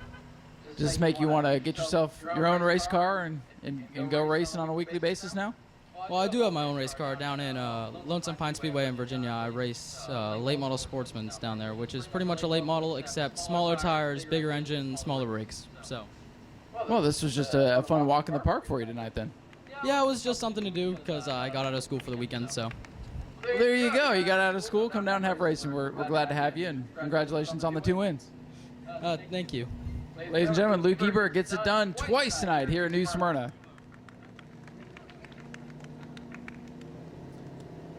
Coming home in the 2nd spot. Grab word with our 2nd place finisher here. This, of course, is Jeffrey Spencer. Runner-up finish for you tonight here at New Smyrna. Not too bad for you. Yeah, it was great. Had a ton of fun, and thank Mark and his whole team, Tad, JD, Luke. They were awesome. So they gave us a great car, and we had a ton of fun. Did you learn a lot out here tonight? Pardon? Did you learn a lot? First time I ever raced, though. First time ever racing, and learned a lot and had a ton of fun. So I'll ask you what I asked him. Does this make you want to get your own race car and do it on a regular basis now, or is this a flash in the pan, once-in-a-lifetime deal? Realistically, flash in the pan. I'm pretty freaking old. Oh, come on. You don't look a day over 30. What's that? You don't look a day over 30. Yeah, thank you for lying. Well, it's good to have you here at New Smyrna, and we hope you enjoyed your time out here. Yeah, thanks for having us. Well, ladies and gentlemen, coming home in the 2nd spot, Jeffrey Spencer. And we'll go on down and grab word with our 3rd place finisher, Carl Morgan, in the 23. Is that you? Carl, thanks for coming on down, being a part of the show here tonight, and congratulations on 3rd place. Well, thanks. I'm happy to stand on a podium. Lost a spot, but still get to stand up here with a microphone. So that's a good night. Car's got no damage. Really good night. That's a perfect night. You've seen some of our races earlier today. Things were not so good for them. So are you a racer regularly, or is this just something you wanted to do? No, this is about my 8th overall. So just like having a chance to come out. I don't have the ability to fund a race team on a weekly basis, but with the Jeffrey Earnhardt racing experience, I have a chance to come out and drive like the regular guys do, get in a class and spend some time getting used to a track and get out and actually run a real live race at such a great track like New Smyrna. Well, hey, that's what it's all about, and we're happy you had the opportunity, and you get to get your picture up here with the world-famous Jim Jones. Congratulations. Ladies and gentlemen, 3rd place, Carl Morgan in car number 23. And again, Luke Ebert, who gets it done on a regular basis, gets it done twice here tonight. And that'll wrap it up for the Earnhardt experience and for us here at the New Smyrna Speedway. Thank you to all you guys who did hang around. These guys appreciate it, too. They spent a lot of money to come out here and be part of the show tonight. And we appreciate you guys being around. Zach, appreciate you tonight. Zach did a great job helping us up in the tower. So, again, that's going to do it for tonight, but we're back next Friday night with the prelude to the Cup. Zach, are you ready? He's ready. We're ready. We cannot wait. We're going to release the initial entry list tomorrow as it continues to build. And then we got the Florida Governor's Cup coming up Saturday at around 2 o'clock. We hope to see you guys then. Please get home safe. We'll see you next time.